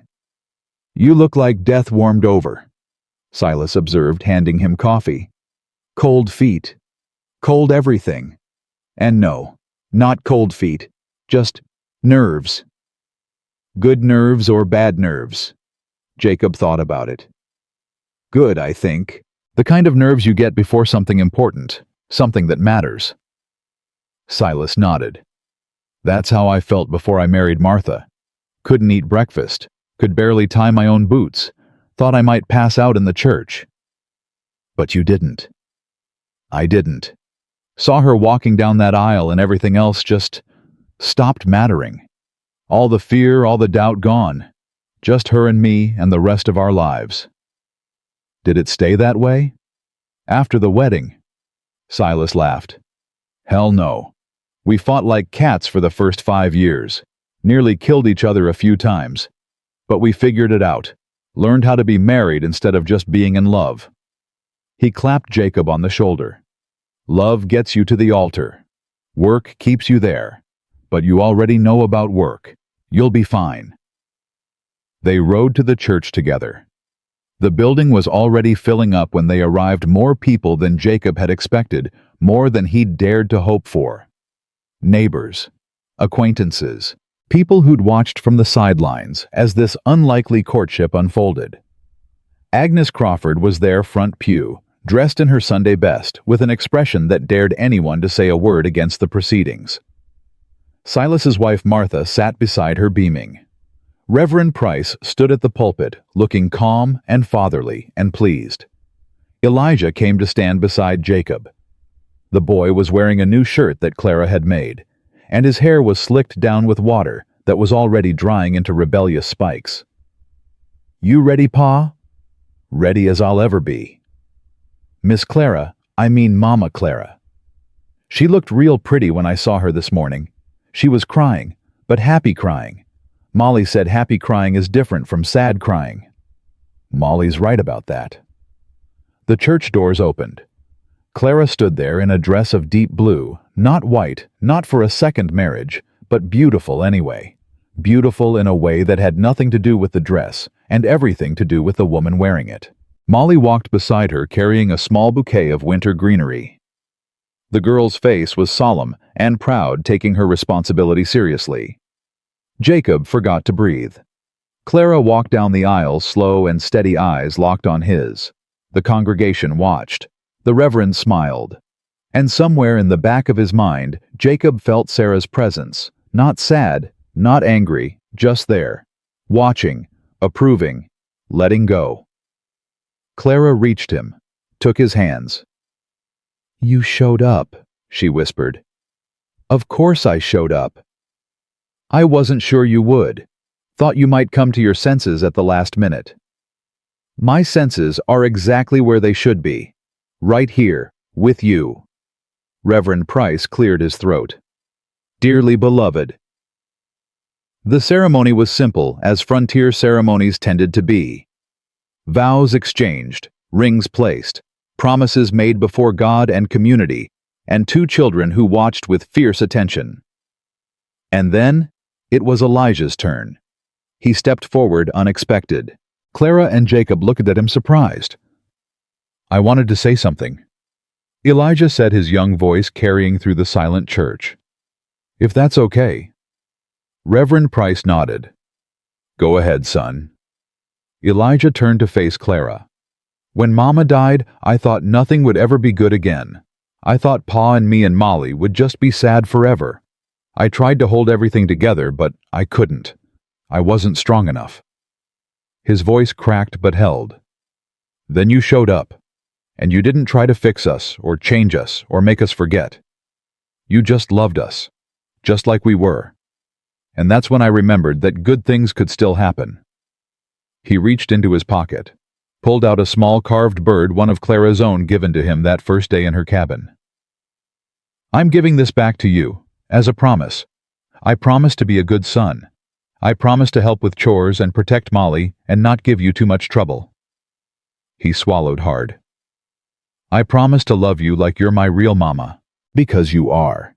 You are now." Clara dropped to her knees, pulled Elijah into her arms, and wept. The congregation wept with her, and Molly, not to be outdone, stepped forward with her own words. "I promise too," she said, her voice small but clear. "I promise to keep talking, even when it's hard, because you gave me my words back." She looked at Clara with those two old eyes. "You're my mama now. My heart says so." Jacob watched his children pledge themselves to this woman who had come into their lives like a miracle, and he felt something he'd forgotten existed. Completeness. The pieces that had been broken, the fragments that had been scattered, they were coming together. Not the same as before. Not what they'd lost, but something new, something whole in its own way. "Well," Reverend Price said, his own voice rough with emotion, "I don't think I can top that. Jacob, you may kiss your bride." Jacob kissed her. The church erupted in applause, and outside the winter sun broke through the clouds, flooding the world with light. The months after the wedding passed like water through fingers. Spring came slow to Montana, but it came. Snow melted, rivers swelled. The world turned green again after so long being white and gray and frozen. Jacob moved his family to the ranch, their ranch now his and Clara's together. The cabin she'd lived in for 4 years became a summer place somewhere to escape when the heat pressed down and the ranch felt too close. But home was the ranch house, the one Jacob had shared with Sarah, now transformed into something new. Clara had done that, not by erasing Sarah's memory, but by adding to it. New curtains in the windows, new quilts on the beds, the smell of bread baking where before there had only been the smell of burned meals and despair. The children thrived. Elijah shot up 3 inches in as many months, growing into the man he'd been trying to be since his mother died. But now he could be a boy too, could play and laugh and complain about chores without carrying the weight of the world on his shoulders. Molly talked. Not constantly, she'd never be the kind of child who filled silence with chatter, but enough. Enough to ask questions. Enough to tell stories. Enough to say, "I love you, Mama Clara," every night before bed. The first time she said it, Clara wept for an hour. Jacob found his rhythm again. The ranch work that had felt like drudgery for 2 years became satisfying again, meaningful.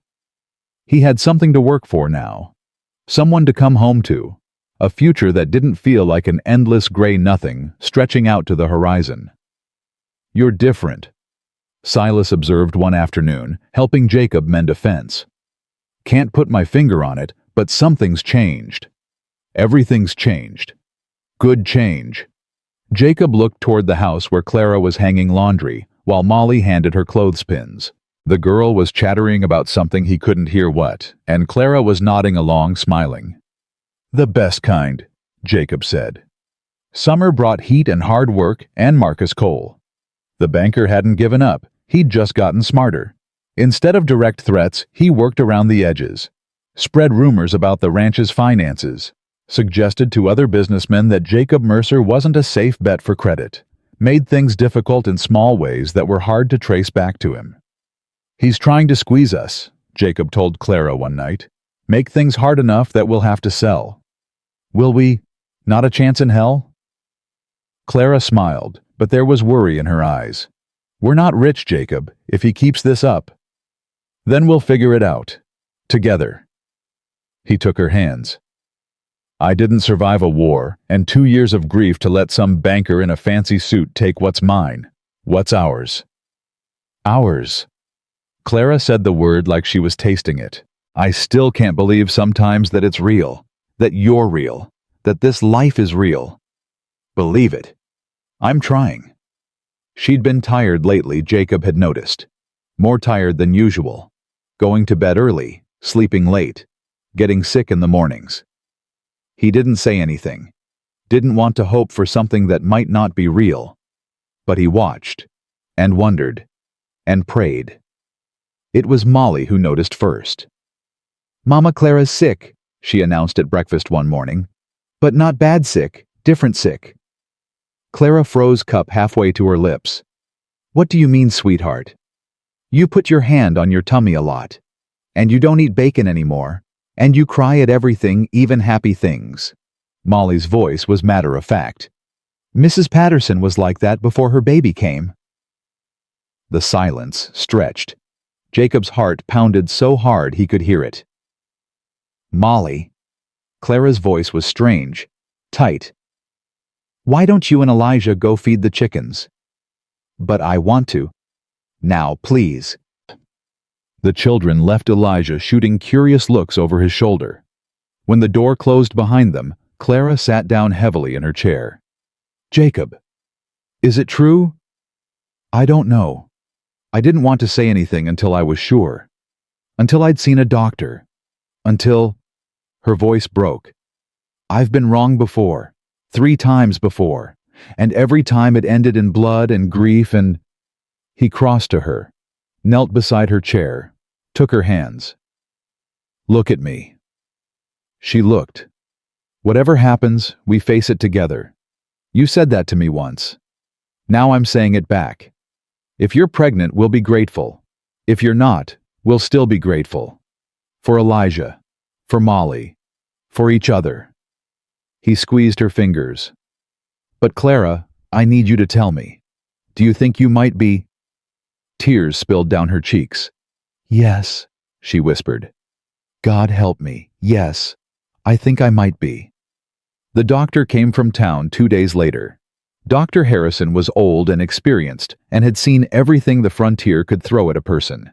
He'd known Clara for years, had told her gently but firmly that children weren't in her future. Had helped her grieve each loss. Had watched her close herself off to hope. Now he sat at their kitchen table, cup of coffee in his weathered hands, and looked at Clara with something like wonder. "Well," he said, "I've been wrong before, but I don't think I'm wrong about this." Clara's hand flew to her mouth. "You're pregnant. About 3 months along, I'd say. Everything looks healthy. Heartbeat's strong. But the other times your body couldn't do what it needed to do. Something was wrong, something I couldn't fix or even explain." Dr. Harrison shook his head slowly. "This time is different. I don't know why. Can't tell you what changed, but your body seems to know what to do this time. Seems to be doing it right. Jacob felt the room tilt. 3 months. Clara was 3 months pregnant, past the point where she'd lost the others. Still early, still dangerous, but further than she'd ever gotten before. "What do we do?" he asked. "To keep her safe, to keep the baby safe." "Rest, good food, no heavy lifting, no stress." Dr. Harrison looked at Jacob. "You'll need to take on more of the work. Let her be. Let her body do what it's doing." "I can do that." "And Clara?" The old doctor leaned forward. "Don't be afraid to hope. I know the past has given you reasons to be cautious, but sometimes the past doesn't determine the future. Sometimes miracles happen." After he left, Clara sat very still. Jacob waited, didn't push, didn't speak. Finally, Clara looked up at him. Her face was wet with tears, but her eyes were bright. "I'm pregnant." "You're pregnant. We're having a baby." "We're having a baby." She laughed, a sound that was half joy, half terror, half something else entirely. "I'm going to be a mother. A real mother. Not just Mama Clara. A mother to a baby I carried. A baby I made with you." Jacob pulled her into his arms, held her while she laughed and cried and shook. "You've always been a real mother," he said into her hair. "From the moment Molly called you Mama Clara. From the moment Elijah promised to be your son. You've been their mother in every way that matters. But this is more. This is different. This is something you thought you'd never have." He pulled back, cupped her face in his hands. "But Clara, you already had it. You already had a family. This baby, if it comes, if everything goes right, it's a gift, an extra blessing. But it's not what makes you a mother. You were already that." Clara kissed him, hard and fierce, and full of everything she couldn't say. "I love you," she breathed against his mouth. "I love you so much, it terrifies me." "Good, because I love you the same way." The children's reaction was everything Jacob could have hoped for. Elijah went pale when they told him, then red, then pale again. "A baby?" "A real baby. A real baby. I'm going to be a big brother." His voice cracked on the word. "I mean more than I already am to Molly. I'm going to be a big brother to a baby. If everything goes well." Elijah threw himself at Clara, hugging her so hard she gasped. "This is the best thing that's ever happened. The best thing ever.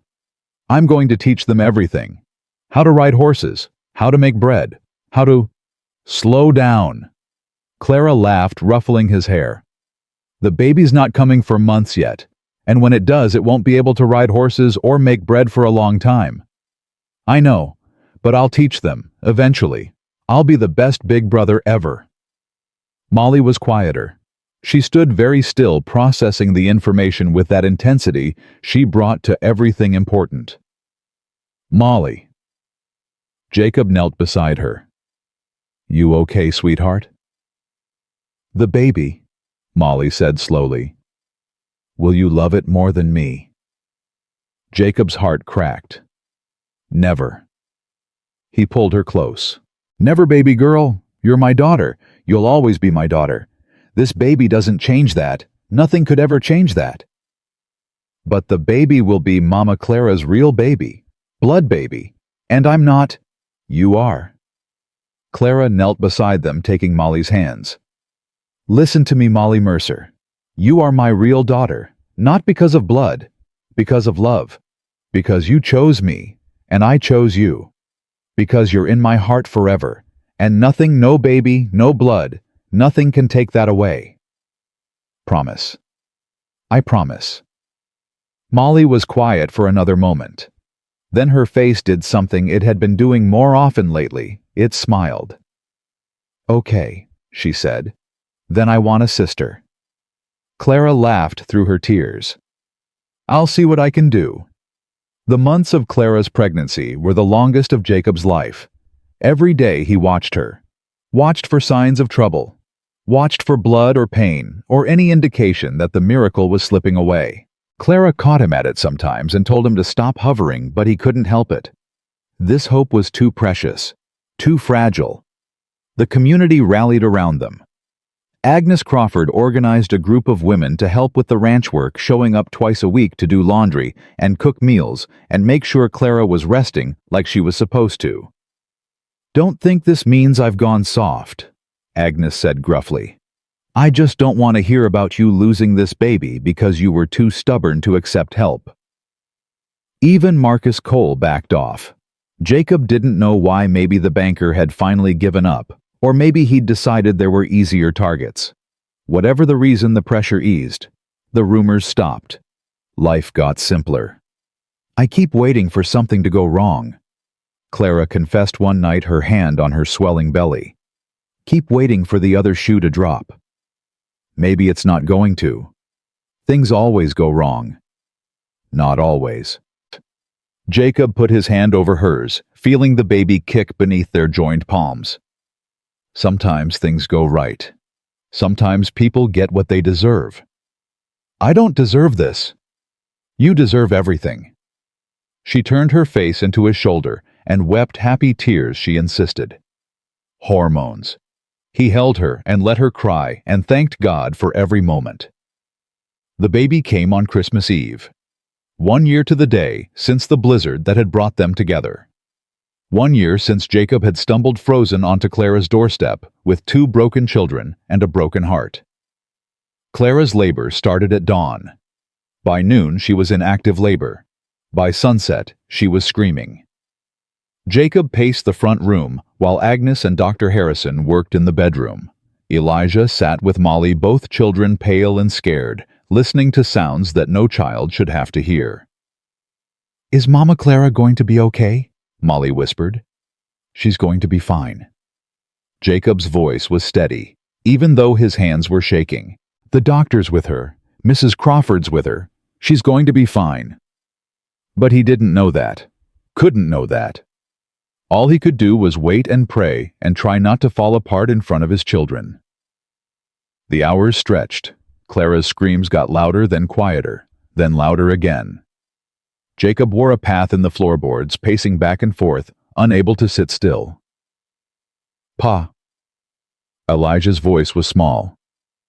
"Pa, I'm scared." Jacob crossed to his son, knelt beside him. "I know. I'm scared too. What if something goes wrong? Then we'll face it, together, as a family." He looked at both his children. "Whatever happens in that room, we're still a family. That doesn't change. That never changes." Molly reached for his hand, held on tight. "Mama Sarah died having a baby," she said quietly. It was the first time she'd spoken her mother's name in months. "I know, sweetheart. I don't want Mama Clara to die. Neither do I." "Can you promise she won't?" Jacob's throat closed. He couldn't promise that. Couldn't lie to his daughter, not about something this important. "I can't promise," he said finally. "But I can pray. I can hope. And I can tell you that Mama Clara is strong. She's a fighter. She's not going to give up without a battle." Molly nodded, seemed to accept that. And then, a cry. High and thin and unmistakable. A baby's cry. Jacob was on his feet before he knew he was moving. Across the room, at the bedroom door, hand on the knob. Agnes opened it from the other side. Her face was exhausted but triumphant. "It's a girl," she said. "Healthy, strong, 10 fingers, 10 toes, and a set of lungs that's going to wake the whole territory. And Clara, tired, but fine. She's asking for you." Jacob pushed past her into the bedroom. Clara lay in the bed, pale and sweaty, and more beautiful than he'd ever seen her. In her arms was a bundle of blankets with a red, wrinkled face poking out. The baby was still crying, that thin newborn cry that was the most wonderful sound in the world. "Jacob." Clara's voice was hoarse. "Come meet your daughter." He crossed to the bed, sat beside her, looked down at the tiny creature they'd made together. "She's perfect," he whispered. "She's loud. She's got good lungs. That's important. Clara laughed weakly. Want to hold her? Jacob took the baby carefully, supporting her head the way he'd supported Elijah and Molly when they were born. She was so small, so fragile, so absolutely miraculous. Hey there, he said softly. Hey, little one. I'm your pa. I know I probably look scary right now, but I promise I'm friendly. And you've got a big brother and sister who can't wait to meet you, and a mama who loves you more than anything in the world. The baby stopped crying, looked up at him with unfocused newborn eyes. She knows your voice, Clara said. I talked to her about you, all those months. Told her about her papa, about her family. Jacob's eyes burned. He blinked hard, but the tears came anyway. What's her name? He managed. I thought... Clara hesitated. I thought maybe Hope. If that's okay. I know it was your daughter's name, the one you lost, but I thought maybe... It's perfect. Jacob's voice broke. It's absolutely perfect. Hope. The daughter they'd lost. The feeling they'd found again. The promise of a future that had once seemed impossible. Hope Mercer, Clara whispered. Welcome to the world, baby girl. The children came in moments later. Elijah approached the bed like the baby might explode if he moved too fast. She's so small. She'll grow. Can I hold her? Sit down first. Support her head. There you go. Elijah held his baby sister with the kind of careful attention he brought to everything that mattered. Hey, Hope. I'm Elijah. I'm your big brother. I'm going to teach you everything. How to ride and how to read and how to make bread. You're going to be so smart. I'll make sure of it. Molly hung back watching. When Elijah finally handed the baby to Clara, Molly stepped closer. She's red. All babies are red when they're new. And wrinkly. That goes away. Molly studied her new sister for a long moment. Then carefully she reached out and touched the baby's hand. Hope's tiny fingers wrapped around Molly's thumb. Oh. Molly's voice was wonder and surprise, and something else entirely. She's holding me. She knows you, Clara said. She knows you're her sister. Molly's face did that thing it did more often now, that smile that had been buried for so long. Hi, Hope. I'm Molly. I asked for a sister, and you came, so thank you. Jacob watched his family, his whole complete, impossible family, and felt something he'd forgotten existed. Wholeness. Peace. Joy. Not the absence of pain. The pain was still there. Sarah's memory, the losses they'd endured, the years of grief that had scarred them all. But the pain wasn't alone anymore. It had company, love and hope and the promise of tomorrow. Merry Christmas, Clara whispered, looking up at him with tired, happy eyes. Merry Christmas. Outside, snow began to fall. Soft and gentle. Nothing like the blizzard that had brought them together a year ago. Just a quiet Christmas snow blanketing the world in white, making everything clean and new. Jacob thought about that night. The wagon wheel cracking. His children's cries. The desperate walk through the storm following a light in a window, because there was nowhere else to go. He'd thought he was lost that night, thought he was stumbling toward death or disaster, or just more of the same endless grief. Instead, he'd stumbled toward this, toward Clara, toward healing, toward a family that had come together from broken pieces and somehow become whole. I love you, he said to Clara. I love you too. And I love you, he said to Hope, still nestled in her mother's arms. And us? Elijah asked, grinning. And you. Both of you. All of you. Every single person in this room. Molly climbed onto the bed, careful not to jostle the baby. Elijah followed.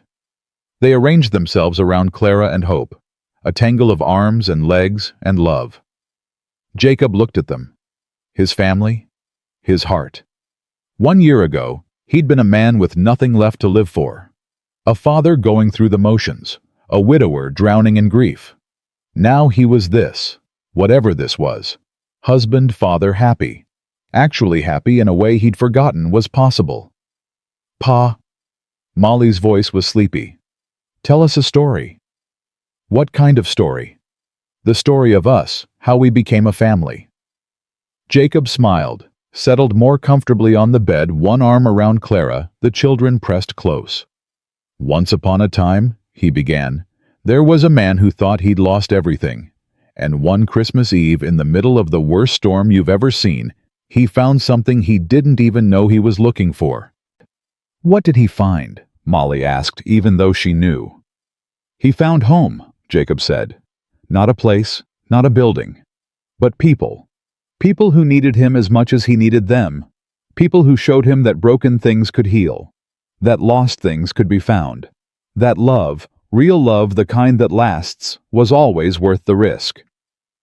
And they lived happily ever after, Elijah asked. Jacob looked at Clara, at Hope, at his children gathered close on Christmas Eve, snow falling softly outside the window. They lived, he said. Happily, sadly, imperfectly. They fought sometimes. They made mistakes. They had hard days and easy days, and days where they weren't sure they could keep going. But they kept going anyway. Because that's what families do. They show up for each other. They love each other. They hold on even when holding on is hard.